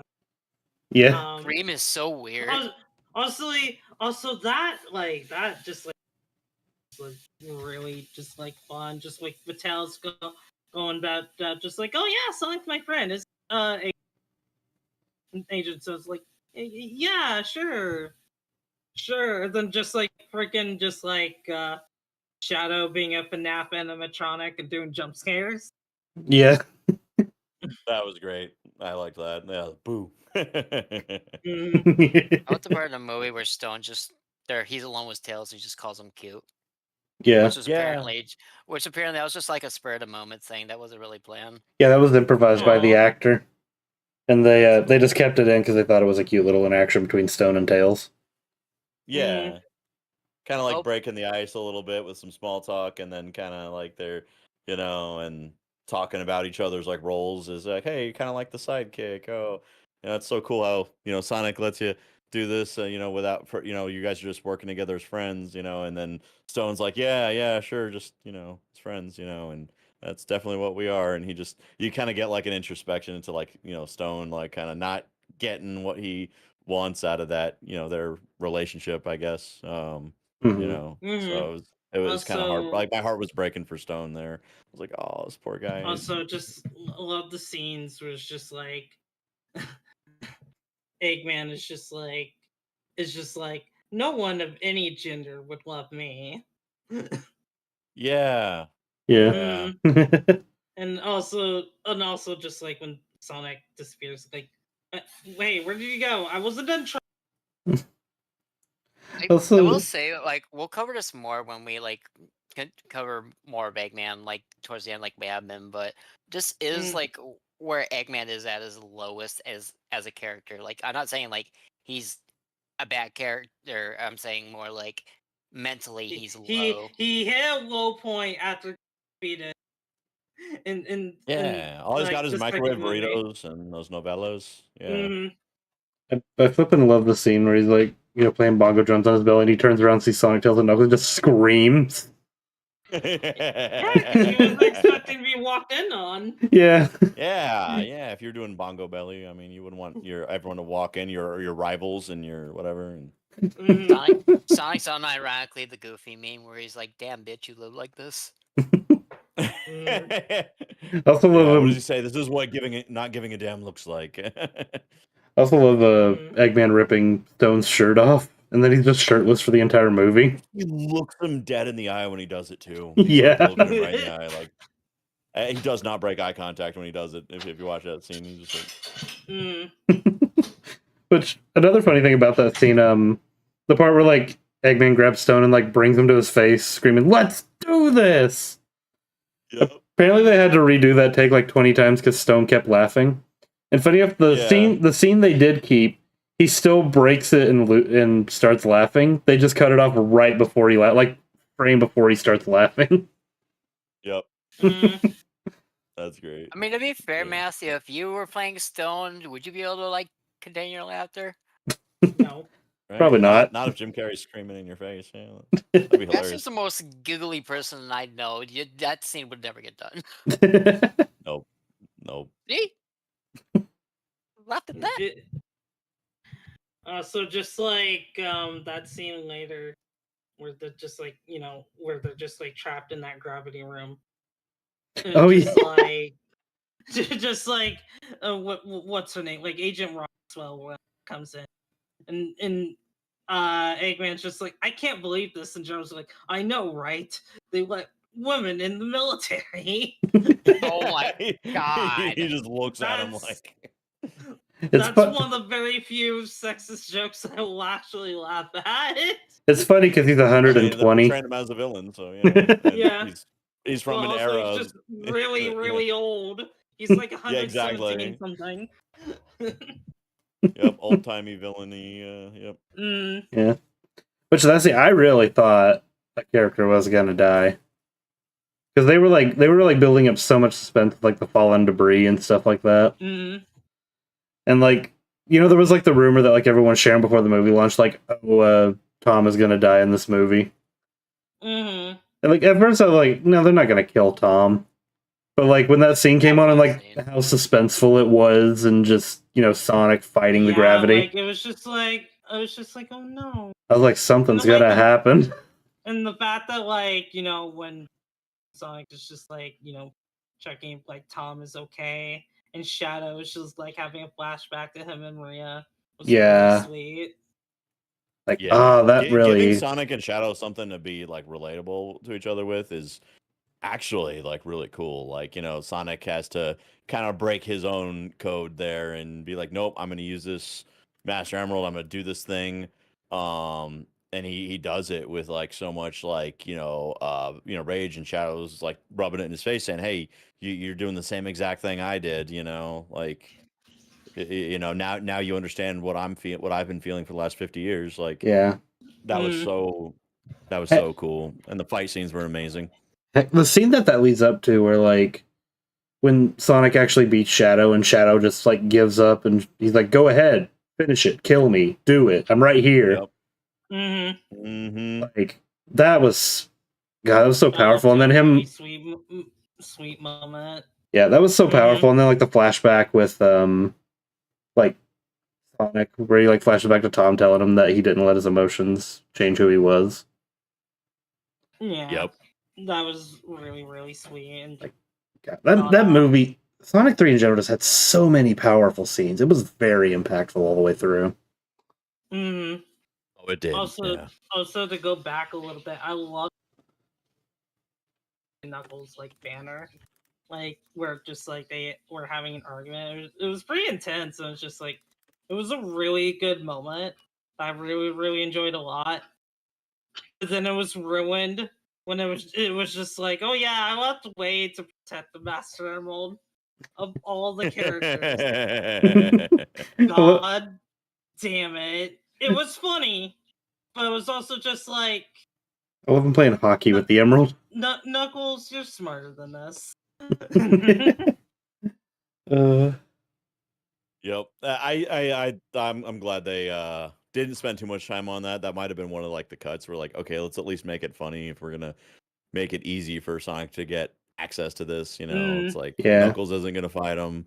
He's not gonna go on a quest, he doesn't have time for that, I do think what would have been a really nice touch if instead of just like if he left it to Wade, like Let Wade make a it choice, would yeah. it would have been like just like, oh, I hit it somewhere where just like you wouldn't think to check. In that place would be just like Sonic's cave and the first movie that he was living in, just to wrap that all around. But then it worked So though, because they're at the beginning of the movie. well, yeah, but then just like Did they he would check go under the back welcome mat? Yeah. yeah, did he check under like specific items and whatnot? It would have been a lot more impactful.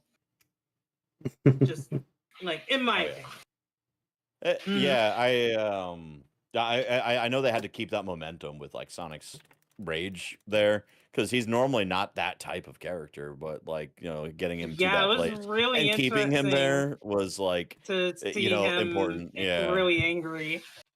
yeah. Mhm. So like keeping him in that moment there, I don't know, that means he wouldn't really have time for much rationale. Like like again, he's breaking that code of that Knuckles swore like, hey. I'm not going to tell you where this thing is. This is we not in this circumstance. This is what we swore on. Yeah. And Sonic being like, yeah, screw that. So like again, not thinking rationally. But yeah. I will sidetrack for a second. Wade just says the most relatable line in the world, where Sonic just takes the emerald from him and he goes, "Well, I tried." Well, I tried. I feel that's that funny. on a. That I is feel funny. I feel that on a spiritual level. Love that. Also, freaking live and learn. Like, just Yep. like that all was the just the s- most hype moment. All the Ugh. subtle Mm. like music references, like we didn't get a lot of it, but the very few seconds of the Eggman theme with the ringtone, that was enough. I loved Like that. me, That was cool. me and Deku were just silent, like, oh. I broke out laughing. I was like, oh heck yeah. Yep. Mm. I also loved like the first taste we kind of get of that where like Sonic finishes the race and you get the little Sonic 06 result screen music. Mm-hmm. That was cool. Yep. Yeah, when that played, I was like, oh, okay. Honestly, like a lot of good music choices, like in this. Mm-hmm. This wasn't a Sonic even- song, but Mhm. the inclusion of 99 Red Balloons was also really nice. Yes. They also had a That was 1OK awesome. Rock song when they jumped out the Yeah. helicopter. That was Mhm. the fact that like I find it funny that they kind of did parallels with like both Frontiers in the movies. Because like the Sonic one had "Don't Stop Me Now," which they used in the trailer for Frontiers, and then in Frontiers they had "One OK Rock" do the ending music, which they did the Neon Lights song that when they jump out of the helicopter in Sonic 3. Mm-hmm. True. And of course, like heard a bit of like City Escape. We heard It took me forever to find City Escape, and someone on Twitter had to point it out to me. You were on the hunt for that. I was lucky enough to know so my first first watch through of the movie. Also, like Eggman's 06 theme when the Eclipse Cannon was just like rising out the water. Yep. Like, That you was know, things cool. That like was that. unexpected, but yeah, very welcome. Yep. And of course, the many, many moments where Live and Learn is sprinkled across the movie. Yeah. Yep. Mhm. You mind if I point out an editing error at one point in the movie? Sure.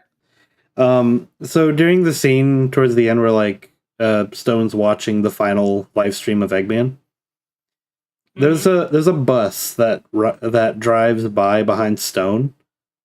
It just disappears at one point. Hey, got Sandals snap. Don't worry about it. Actually, no. Here you go, Matthew. Here's what happened. It entered the crossworlds. I believe it. Crazy Bus is now part of the roster. Clips out of existence. Yeah. It just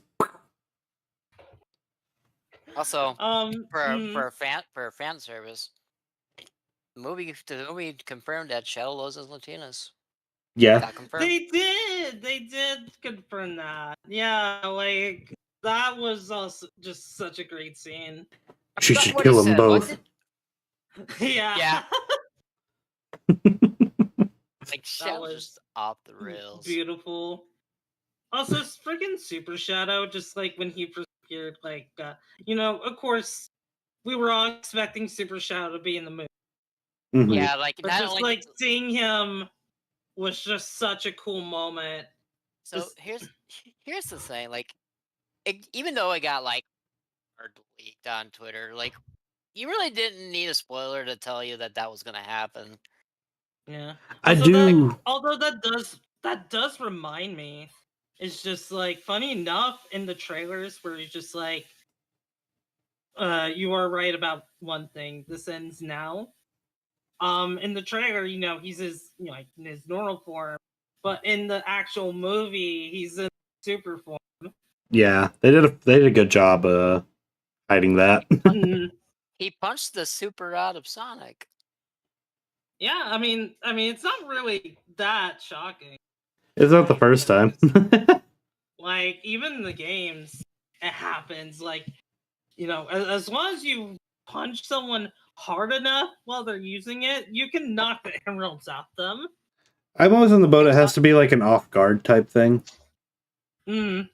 Listen, here's the thing: if you want to counter a super form, you just kick them in the balls. Heck, Sonic 3 starts with that because Knuckles, appears out of nowhere, punches Super out of Sonic. Mm.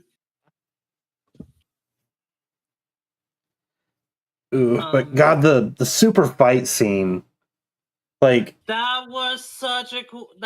Easily probably my favorite part of the movie. Yeah, just the way it kept transitioning across the world like that. Like it was reaching Dragon Ball levels of fighting. Mm-hmm. Well, it turns out the weak point was the back of his knees. I mean, wait a minute. What? Is that a Scott Pilgrim reference I hear? That was the third one in the last 60 seconds. Yes. Yeah. Up on him.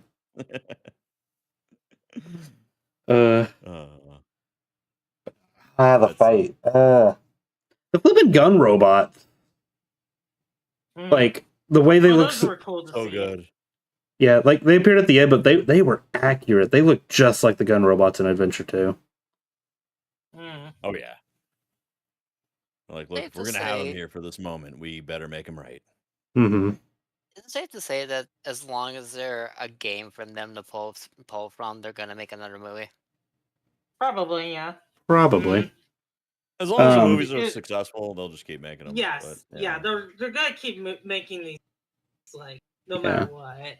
Yeah, like it's no secret that we're definitely getting some CD inspiration for the next one. CD's nuts.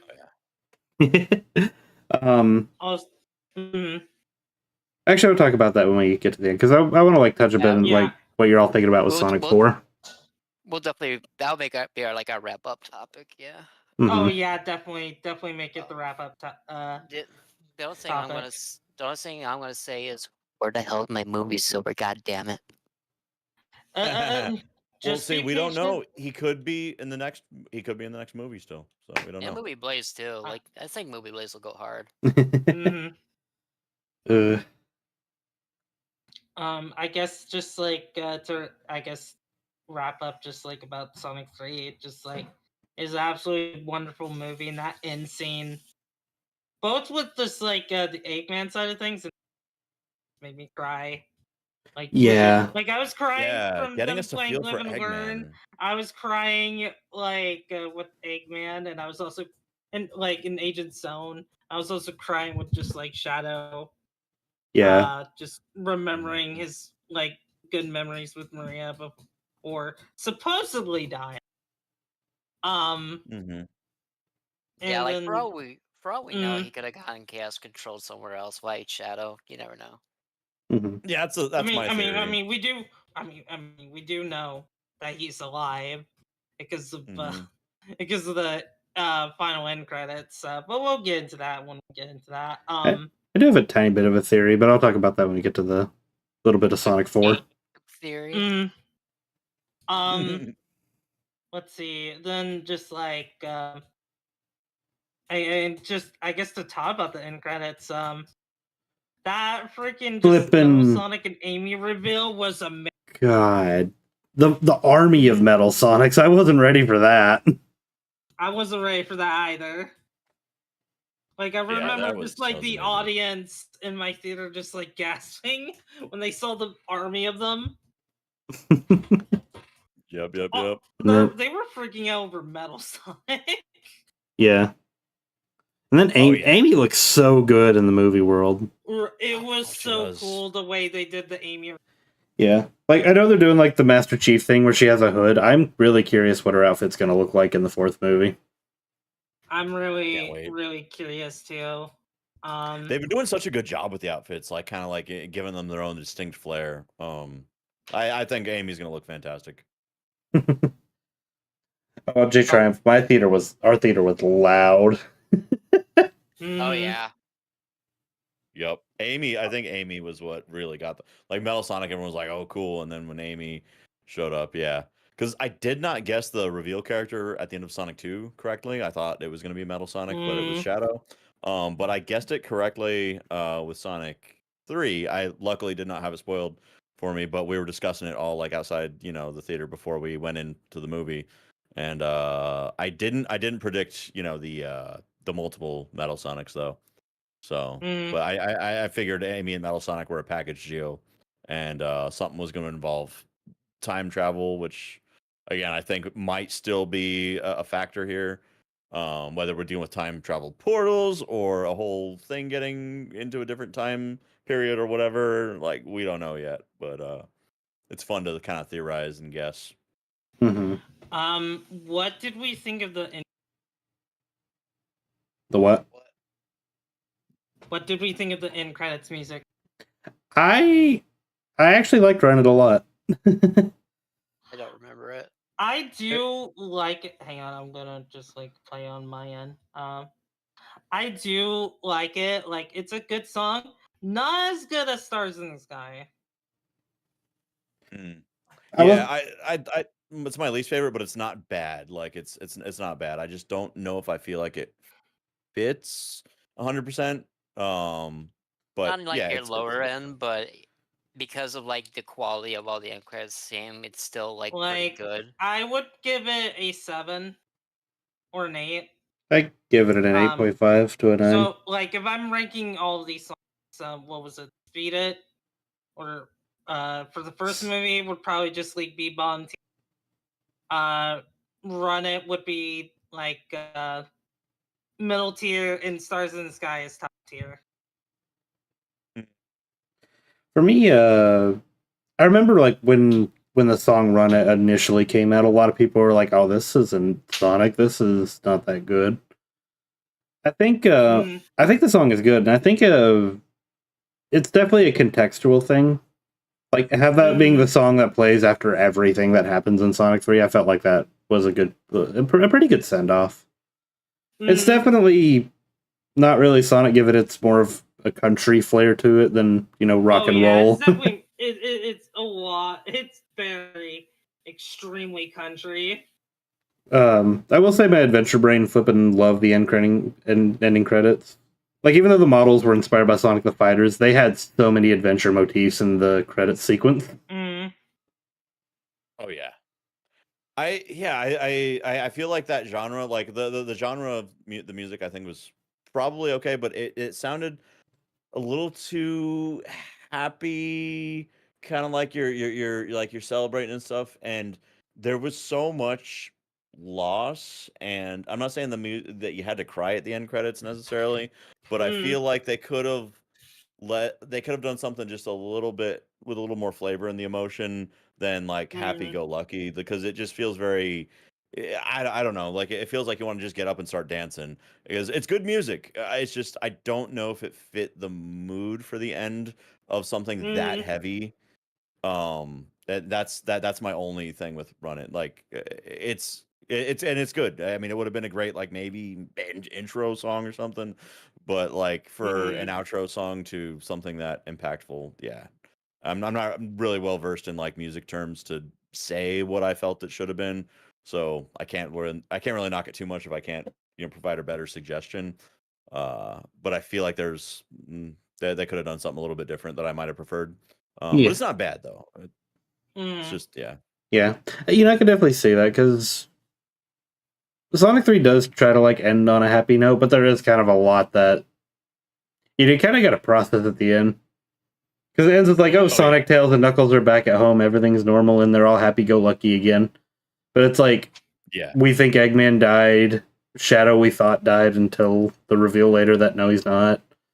The Mm. flippin' impact of, like, the loss of Maria and all that, and Shadow's final thoughts and everything. Yep. Mm. Yep. Heck, even the ending with Sonic, Tails, and Knuckles, like, when they all fall into the cornfield, and they're all just, like, sitting there, like, Sonic's That was beautiful. apologizing. Yeah. Mm. Like, there was Yep. definitely a lot of emotion at the end of that movie.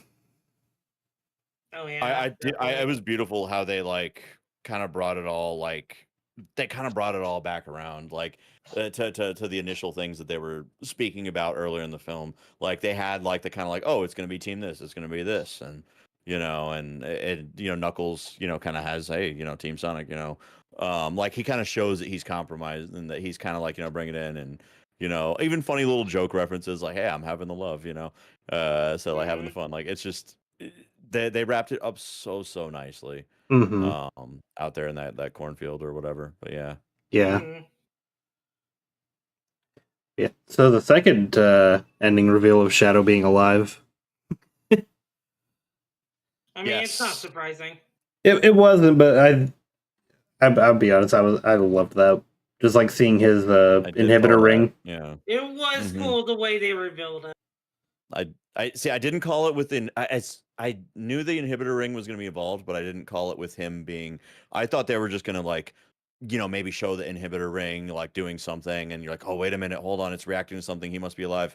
But then again, they never really explained the inhibitor rings either, so it was just kind of like, No, they this makes didn't. more Mm. sense that they did it this way. So I Yeah. got I got that there was going to be two, scenes, and that the second one was going to be involve Shadow being alive, but I didn't know to what degree. So I partially predicted that one. Of course, I kept the predictions to myself until like we were about to go in the theater. I'm like, all right, listen, I think this is what's going to happen. But yeah, I mean, if you play Leslie too, Shadow's not dead. Like you can't Of kill course. Shadow off. Yeah. Like oh it's no, yeah, like no, He's it's just way like too popular to just kill off like that. Yeah. exactly. you don't say.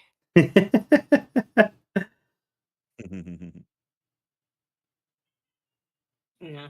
Also, do we want to go into Sonic 4 predictions?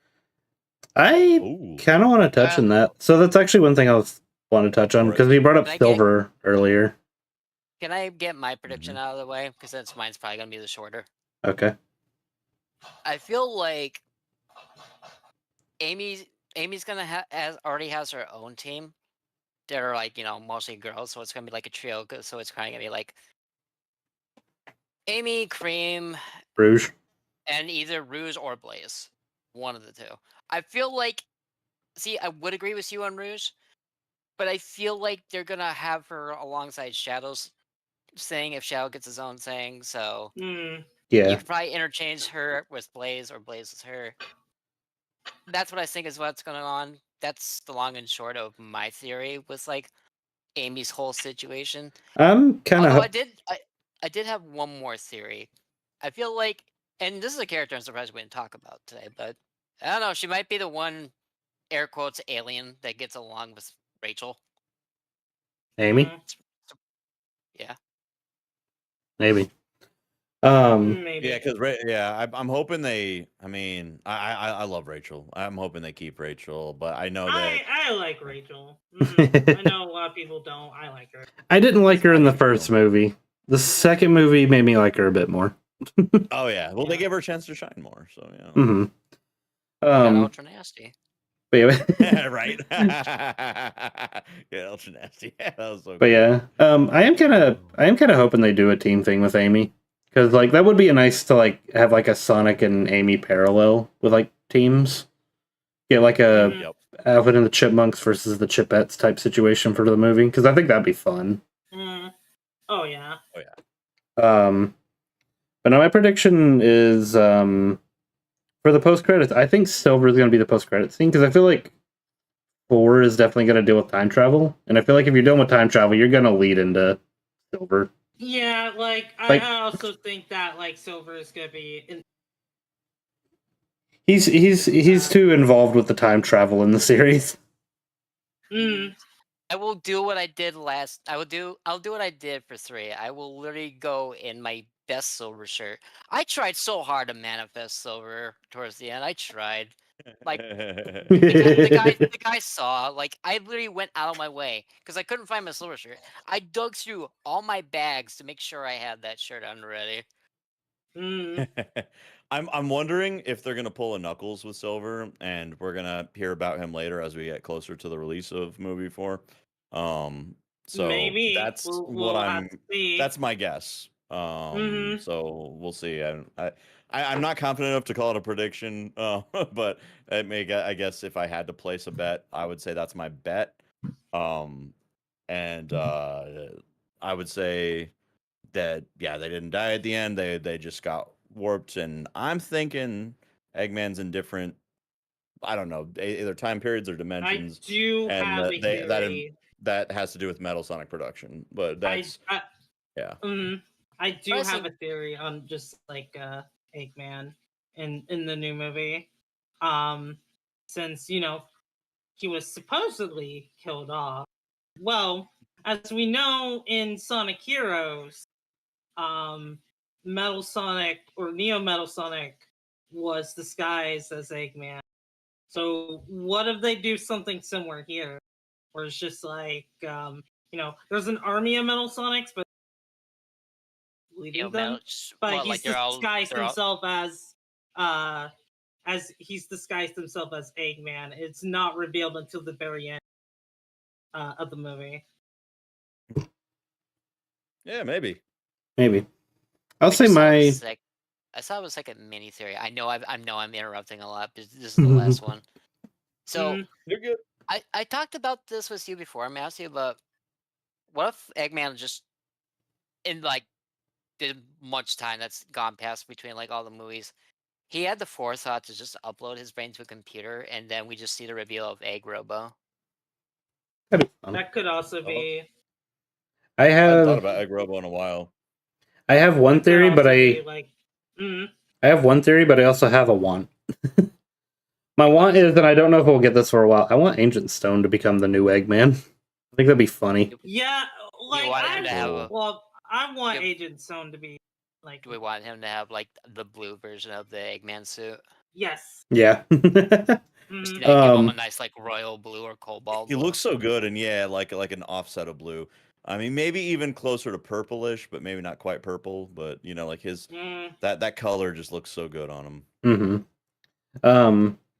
My prediction though, if Jim Carrey is saying that he's willing to come back for Sonic 4, I feel like the way they're going to explain it is the explosion of the Eclipse cannon probably sent him to a different time period. And that's what probably involves Metal Sonic and him, randomly teleporting in the middle of New York for no reason. Yeah, because I That was would wondering if it make was like sense, that or yeah. multiplied. Yeah, with my little theory, that was like, okay, what if it was, again, I don't know if they do multiple Eggmans again, but like, what if there were other time periods that had him? And I think the big thing that kind of sparked that idea for me was when they were showing like that concept art of Eggman in different time periods with Metal Sonic. And that concept art that they showed for the movie, like after it was like bonus content, and they show him in like some feudal Japan looking thing with all these other things. So it's kind of Which like, looked really cool. yeah, the artwork looked amazing. So again, it's concept art, so maybe it doesn't mean anything, but it would be kind of cool if he did kind of somehow go to different eras, and that's how we got all these like different Metal Sonics and stuff. So I don't know.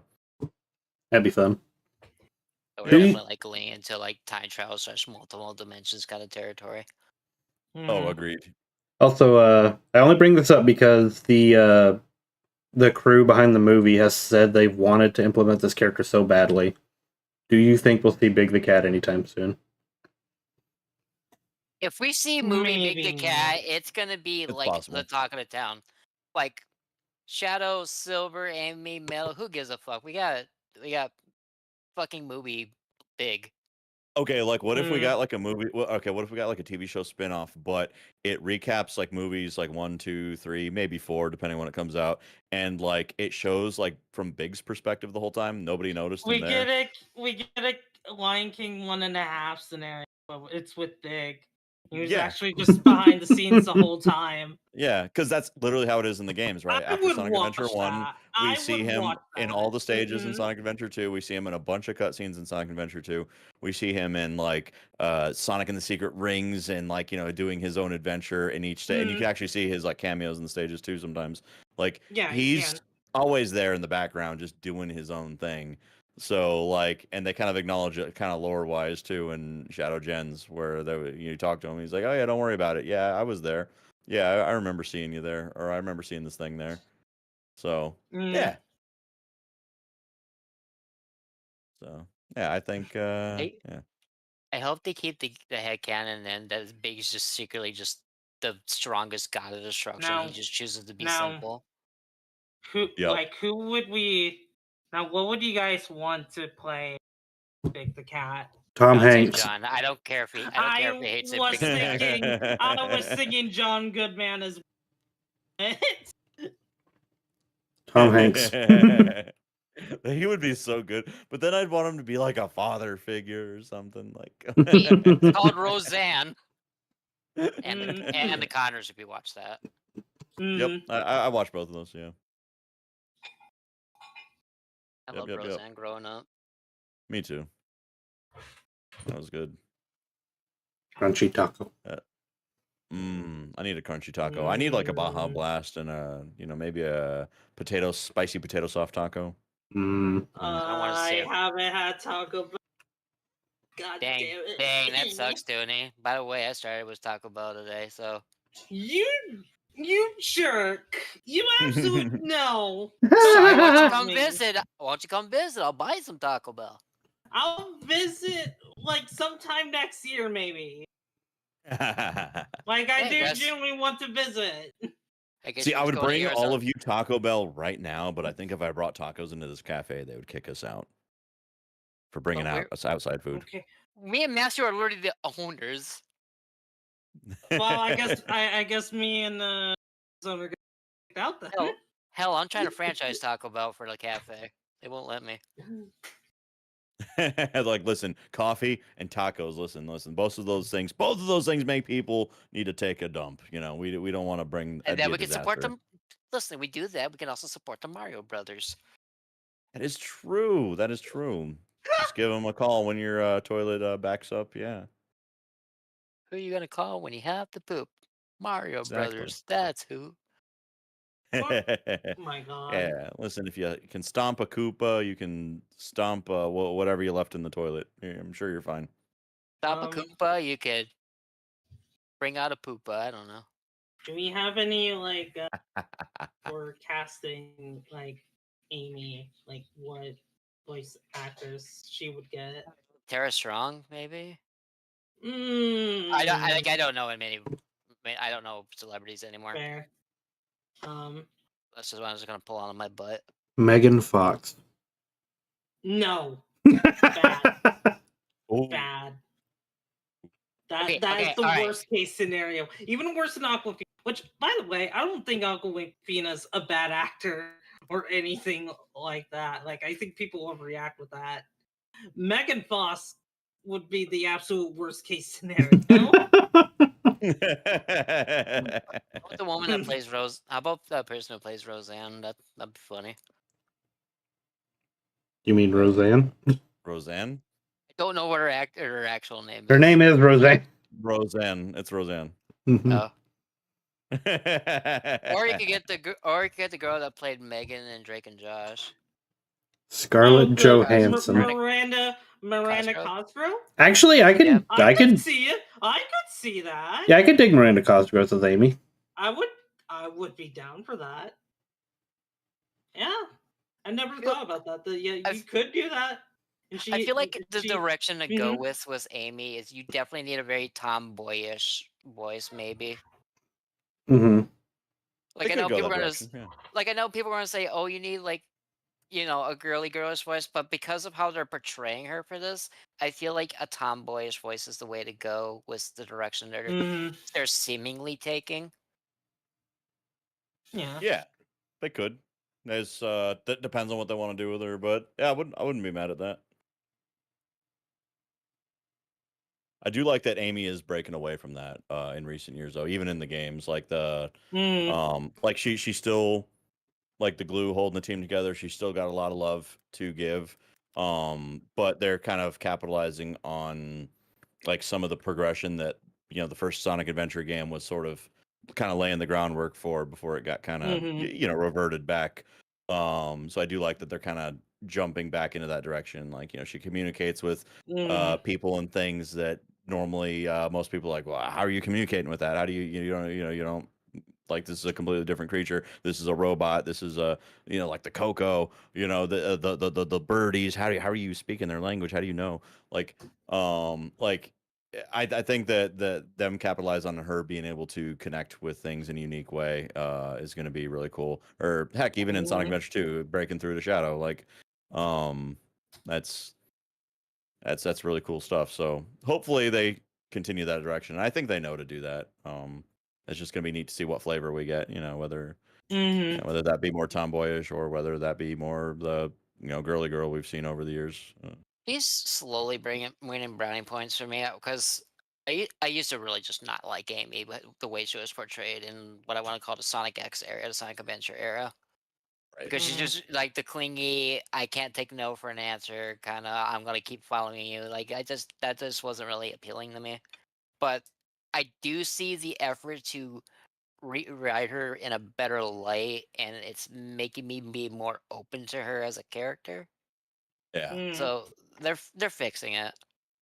They are, and I think they were starting to fix that, like, as soon as Sonic Adventure, the first one. It's just after that, it kind of started to lose its way a little bit more.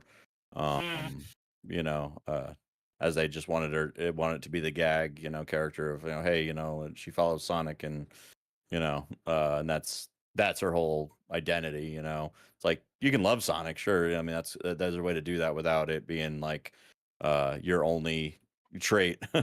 So. So yep. I'm liking what they're doing so far. So fingers crossed.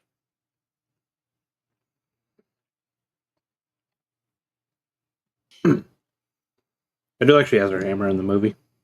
The hammer looks really good.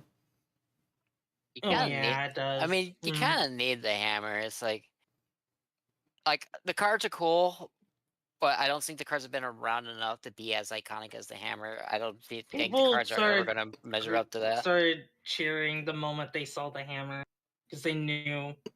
Yeah, because it's iconic. It's just like that's what the hammer, like who the hammer belonged to. I mean, lore-wise, the cards have been around longer than the hammer. Cause I mean, the cards were from the very beginning, Sonic CD. But again, that's lore. That's not something that's communicated to you like in the game itself. When you're playing it. That's something that they've They nicely hammer incorporated definitely, into whatchamacallit, Origins. the But hammer definitely left yeah. a bigger impact. Yes, indeed.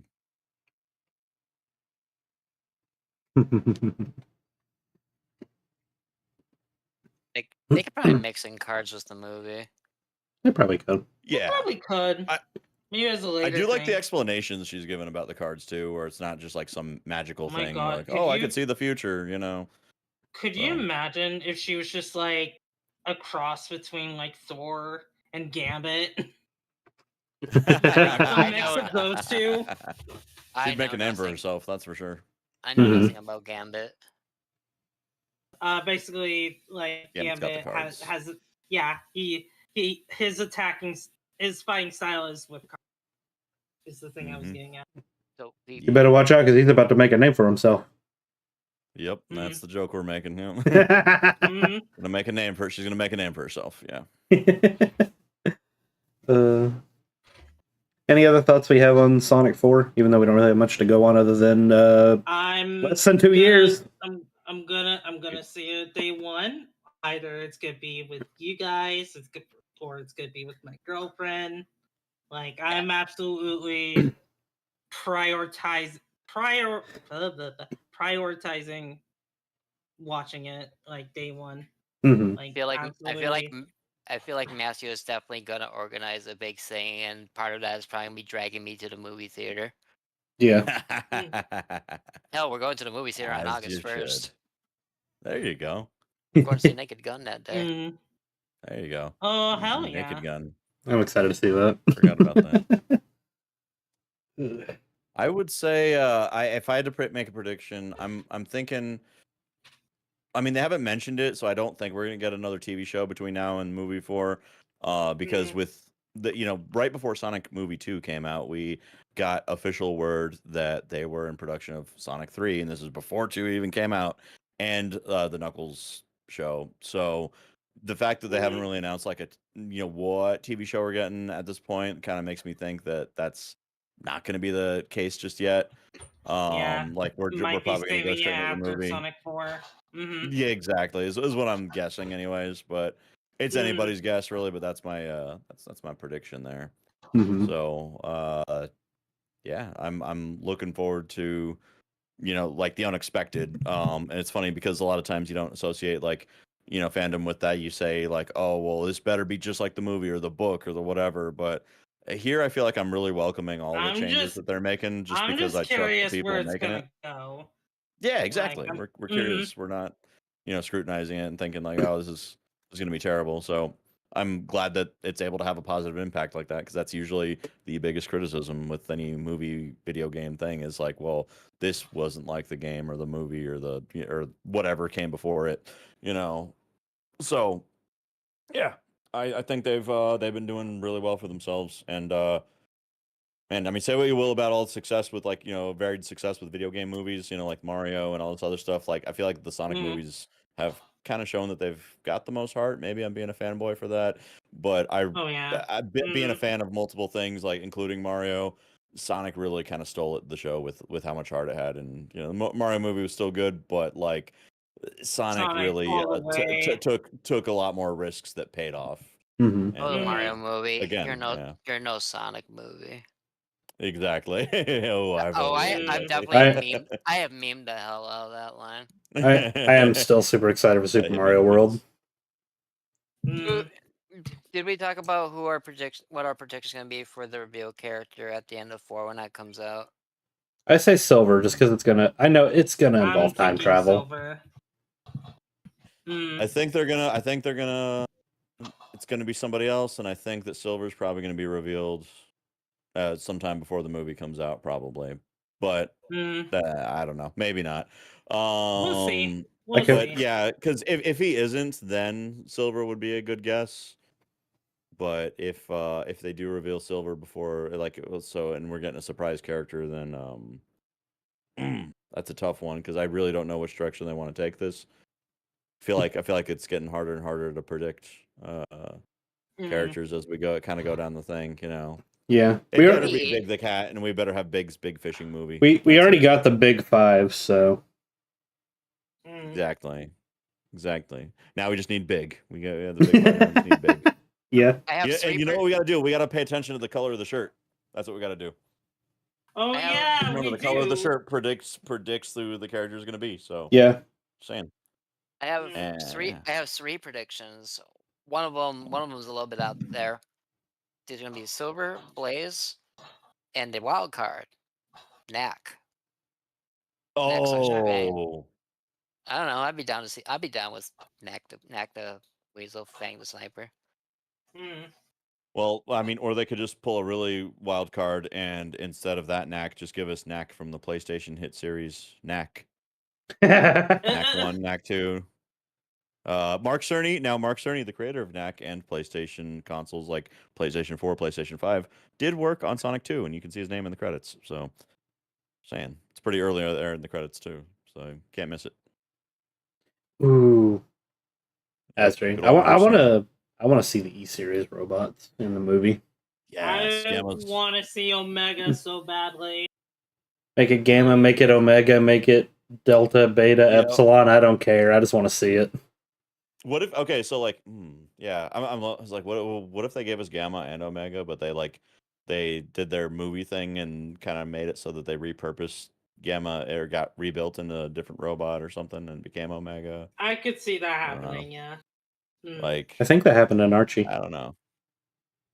Yeah, it Ooh. kind of did in Archie. It didn't. I never really read all the way through Archie. I read like a couple of issues. I think there's an arc where Bunny Rabbit gets the same illness that Maria got, and to maintain her health, she had her body placed inside of an E series robot that looked like Omega, but it was green.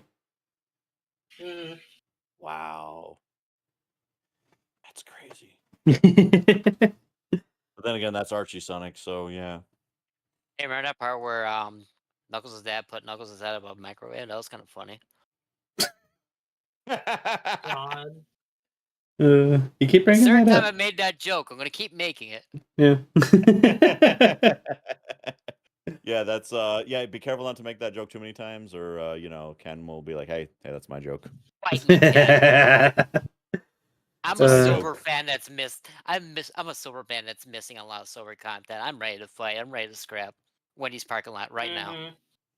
Mhm. You're an old man, I can take you. Wendy, which cart's parking lot? That's a bold one.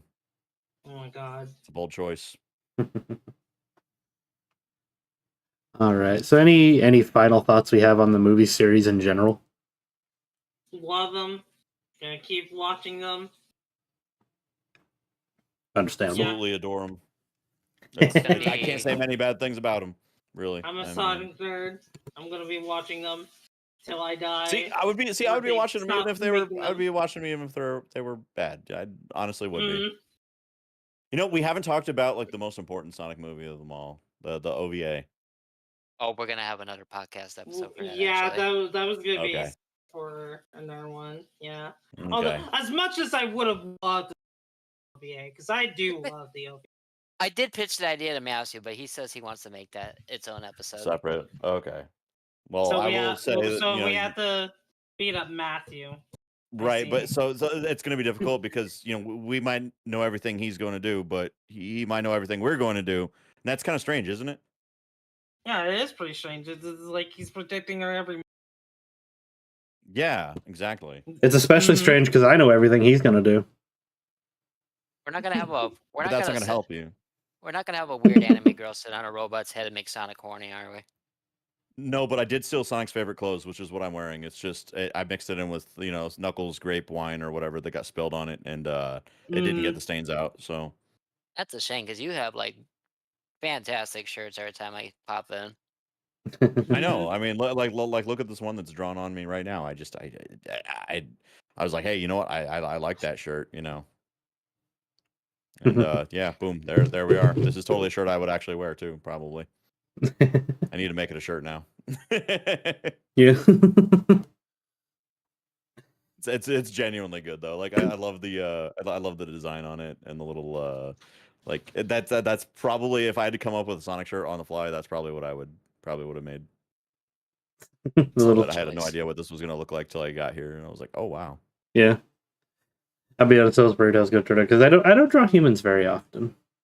Humans is not The a second time, You did a Well, it's really good amazing. job. Like you It's did it's a really incredible. good job with mine as well. I love it to pieces. yeah. I'm glad. technically, Mm. Master, this is the third time you drawn humans since we started the podcast. Yeah. Oh, Because we had that Mega Man episode. Most of the guests I brought in were from the Mega Man side of things, and one's mascot was just Mega Quinn, the other was just Nephine from Fire Emblem, and Master kind of knocked it out of the park with those. I so need to look at fire. those Okay. later. So like an anime looking RPG looking character. We Mhm. had a similar thing, but robot form with the Mega Man, like a I don't know Mhm. if they're called like Reploids if it's Mega Man X. I don't know what they call them. Other than No, that, but it was classic Mega Man technically oh, if we're talking classic about Mega Mega Man. Quinn, Okay, because Quinn's from Mega Man 2 Game Boy. gotcha. So yeah, a couple of humanoid characters ahead of me there, and where I'm just a guy, just a regular guy, just Brent the human, the human. Yes, there we go. Perfect. No, you're Got to Brent make it sound cool. You're Brent the Zone though. Yeah, that is true. Actually, you're right about that. A It's whole I got to put zone. like the in between everything. A whole zone exactly, and it's where you guys will find me, and yeah. That's my place right there. That's everybody's place. Unless the show ends, then I got to kick you all out. But you guys can stay somewhere else if you want. But yeah. My predict. I think the movies are gonna be good. It's definitely gonna be another time where a lot of people are crammed into Matthew's apartment. Except I'm gonna take half of his guests, so it's not cramped. I'm gonna sleep in I my remember having closet. to It's do that in fine. like a small apartment living room. It was like, man, I think I fit like maybe 15 people in there, and everyone had a space. It was pretty cool. Jeez. It was pretty cool. Yeah, it was all family, so don't worry. They couldn't do anything about it. Like you're going to watch, you haven't seen Lord of the Rings, you're going to watch Lord of the Rings. I think we watched the first and the second one, and then the other time we watched the third one, and then we watched like The Hobbit, and then like I had to like make them watch like all the things because they hadn't seen it. Yeah. So Mm. it was a cozy experience. Trust me. I had plenty of air conditioning, plenty of popcorn, unlimited drinks. That sounds good. The toilet would never clogged once. It was great. Alrighty. But yeah, I think that wraps it up for the night. Yeah. Mhm. Thank you for having me. Yeah, I having know us. nobody really touched that, whatever that is on the table. It looks delicious though. Mhm. Yeah. Thank you for having me at this beautiful cafe. Cafes are my vibe, so I love this. Yeah. Which is there anything you two want to advertise that's going on your end before you pop off? Yeah, you go first, Dooney. Okay. All right. You know what? Sure. So let me take a You know what? look I'm in the at my same boat as schedule. you. I am also looking at my schedule and pretending to pass it off as being polite. All right.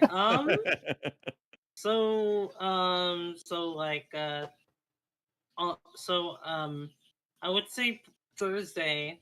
As of now, I'm playing on since recently they had Super Mario Strikers to the NSO. I'm gonna be streaming Super Mario Strikers on Thursday, and hopefully by the time it hits Thursday, an art piece I commissioned specifically for Mario Strikers gets finished. Ooh. So That's pretty cool. yeah. That game had a very distinct art style. So, did you commission something? I'm guessing in that style. Not exactly. That's Okay. just kind of like a similar pose Okay. and like outfit. That sounds like a lot of fun. I remember that on the GameCube. I'm glad that's getting added to Nintendo Switch Online. I'm like I only ever played the one on the Wii, Charged. That one's a good one. I remember Yep. enjoying that one. So I am looking forward to streaming Mario Strikers Thursday. Oh yeah. Yeah, you're gonna have a good time. That's a classic. Like I feel like Mhm. that game, that specific Mario Strikers had like this edgy like energy to it that like it seems a little bit watered down. Not that it made the games any worse or anything, but you know, like it just I don't know, had this edginess to it. Like I'm guessing Nintendo was targeting a little bit older demographic back then, if I remember the advertising correctly from back then. So yeah. Nintendo made Waluigi tell everyone to suck it. That's incredible. I need to Stop. find that voice clip. Stop it. That's not a voice clip. He actually does like the motion of like pelvic thrusting with his hands. Just like Oh, yeah, that's yeah, yeah. great. That's one of his emotes That is in the game. great. Oh my god, I need to look that up or send me a video over or something because I need to see that again. Yeah, my mom would have like slam dunked that in the trash if she saw that. She would have been like Mario hoops on that thing. Just Yeah.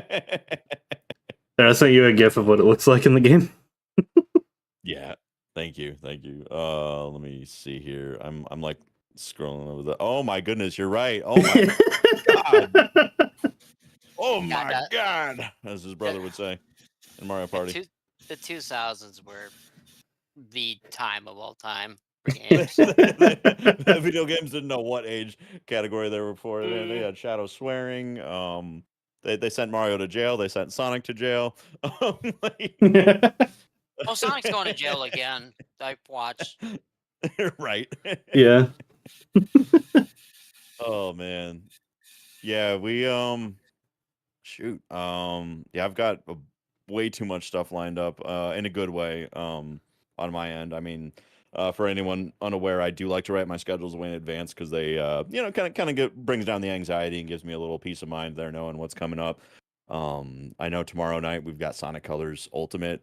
We've got I usually do those playthroughs like a full story playthrough with the nice, you know, re-rendered 60 FPS cutscenes, and then we do a little egg shuttle run with the remixed music and the re-rainbow lighting Mhm. Afterwards. And very, very short game. So that's all very doable in like one sitting.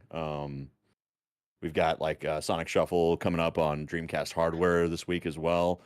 That's always a lot of fun going through Ooh. the story mode in that. Very, very heartfelt story. I don't know if we'll go through all of it. Statistically, we don't make it through the whole thing in one sitting because, you know, sometimes you get Mario partied and yeah, you lose just when you think you're doing well. Mhm. Um, we got new crowd control stuff coming up on Thursday. I do my streams a little earlier on Thursdays, or much earlier rather. And it's neat because you know, Gamma's got some really cool new stuff she's been cooking along with somebody else, Troy. I don't know if anyone knows Troy. He kind of works in the shadows a little bit, but he's been you know, they've been putting their heads together and making some new crowd control commands that we debuted I think last weekend, and we'll be jumping into other stories. You know, you've got a burger man that wants uppies or he kills you. We've got you can call the police on Sonic and you can keep calling them over and over again until they swarm you. It's great. There's so many fun commands and it's all like dirt cheap because it's crowd controlled pro. So even if you're new to crowd control, you know, you'll still have plenty to go around. Yeah, and then SA2 randomizer as well. So unlike writing an actual essay, this is Sonic Adventure 2. Mhm. Yeah, we got our, you know, shenanigans where we have characters mixing up their dialogue. We got them swearing. We got them doing all kinds of crazy shenanigans. It's probably the most insane of streams over on my end. Like that's like that the as insane as it gets. So that's pretty much this week. I mean, I've got it written out for months in advance, but I'm not going to rattle off every single game. But we've got everything from Sonic Genesis on the GBA to, you know, the DS games to, you know, all sorts of other fan stuff to Star Fox to some F-Zero and all this other fun stuff. So Mario even. So yeah, whole lot of cool stuff. Never a Heck dull yeah. moment. I always love getting to hop into your streams, Brent. They're always very relaxing and chill. Thank you. Mhm. Thank you. Yeah. I always wonder how it like translates to people. Some people come in and like this is the most crazy thing I think I've ever seen, and some people are like this is the most calming thing I've ever seen. And then had someone come into a Sonic Adventure 2 randomizer and be like, "Yeah, I usually put these on to go to sleep." I'm like, "You fall asleep to the constant like censorship bleeps and the memes popping off every time somebody does a command or something." And they're like, "Well, I work as a teacher, so I'm like, oh yeah, the kids can be really rowdy. I understand. So this is relaxing compared to your day job." Yeah. So I'm like, all right, thank you for the lurk and the support. More power to you. Funny enough, I'm in the same boat with my streams. Like, a lot of people are like, the streams are so relaxing and chill. It's like, And Matthew just roundly screams. yeah, just like. Thank God for noise cancellation. Oh, yeah. And noise suppression and all this other stuff. Yeah. That's amazing. Yeah. But yeah, seriously, thank you all for the opportunity to be here, and thank you for also bringing another guest along. It was really good getting to like actually sit down and talk, like in person. Like I was gonna say 1-on-1, but it's more like 4-on-4. But yeah, Yeah. Or like that more like in-depth like interaction between people you don't exactly. normally. Mm-hmm. Exactly. And yeah, that means a lot to me. I appreciate you guys. Yeah. And Yep. again, I appreciate having a forum that looks like it's, kind of in place in this art style. Mm-hmm. Yeah, like we definitely had like many like goals when we wanted to do this. The big one was just like to get to know like members of the community a lot more. Yeah. And bring people together. And we've definitely done that. Like we've gotten really great support for this, and we appreciate anybody who does anything from just like hang around, talk, or even just like ask to join. Like we didn't expect for it to do so well. We're eternally grateful to everybody who's believed in us. Mm-hmm. Oh yeah, absolutely. Yeah. The community like absolutely makes it. And you guys kind of reciprocating that gratefulness is what keeps people feeling at home and cozy and wanting to tune in. So just you guys are doing everything amazing. Just keep being yourselves. It's working. So and I'm glad to be a part of it. I'm gonna keep doing my best. Heck yeah. Keep being funny. Yeah, I think we're gonna raid Neon Harper tonight. They're currently playing some Sonic Chaos. Ooh. There we go. That's Yeah. a Game Gear classic. Oh yeah. Mm. I love both Triple Trouble and Chaos. Yeah, before we do Can't play that, Triple Trouble after that remake though. The remake is so good. the remake is so good. Let's see. I We played the got remake before. Yeah. I like playing as Knack. Neck. Yeah, we I got got Knack. a real knack for it, you could say. Knack. I'll knack you. Everybody draw shit. Knack right now. Good. May the best Knack win. Yeah, real quick, we got. we should all. Well, only one of us draws Knack the Weasel. I'm pretty sure I know who it would be, and then the rest of us just draw Knack, like PlayStation Knack. Just draw the box art. Yeah. Just draw a copy of Knack. Like,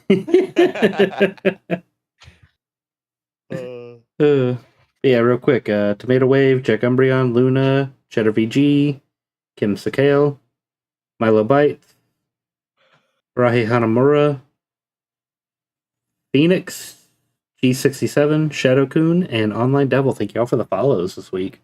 Really appreciate that. wow. It's like the Wow, biggest clump of there's- bars we had in a while. There's a lot of goats in there, I know, and I'm sure you all probably know some of them as well. Oh yeah. Amazing people in that list. Love them to death. Yeah. What's this stream? Are we affiliate yet, Matthew? We have the option. I need to apply for it. Okay. Wait, you apply now? You I don't have remember having to apply ever. you've always had to because you got to give them your tax information. Mhm. Yep. That I remember. I think I had to reapply too with like crowd control. Crowd control was like, hey, if you want to get paid, you gotta. And so I had to like, and I'm like, I didn't know you guys paid me, but okay. Just doing this for free, but all right. But yeah, thank you everybody for joining us at the cafe tonight. Make sure you take your drinks to go, and you all have a wonderful night. Bye, everyone. Thank you. Bye. We will announce our next guest sometime this week on Blue Sky. Keep an eye out. Yes. Mm-hmm.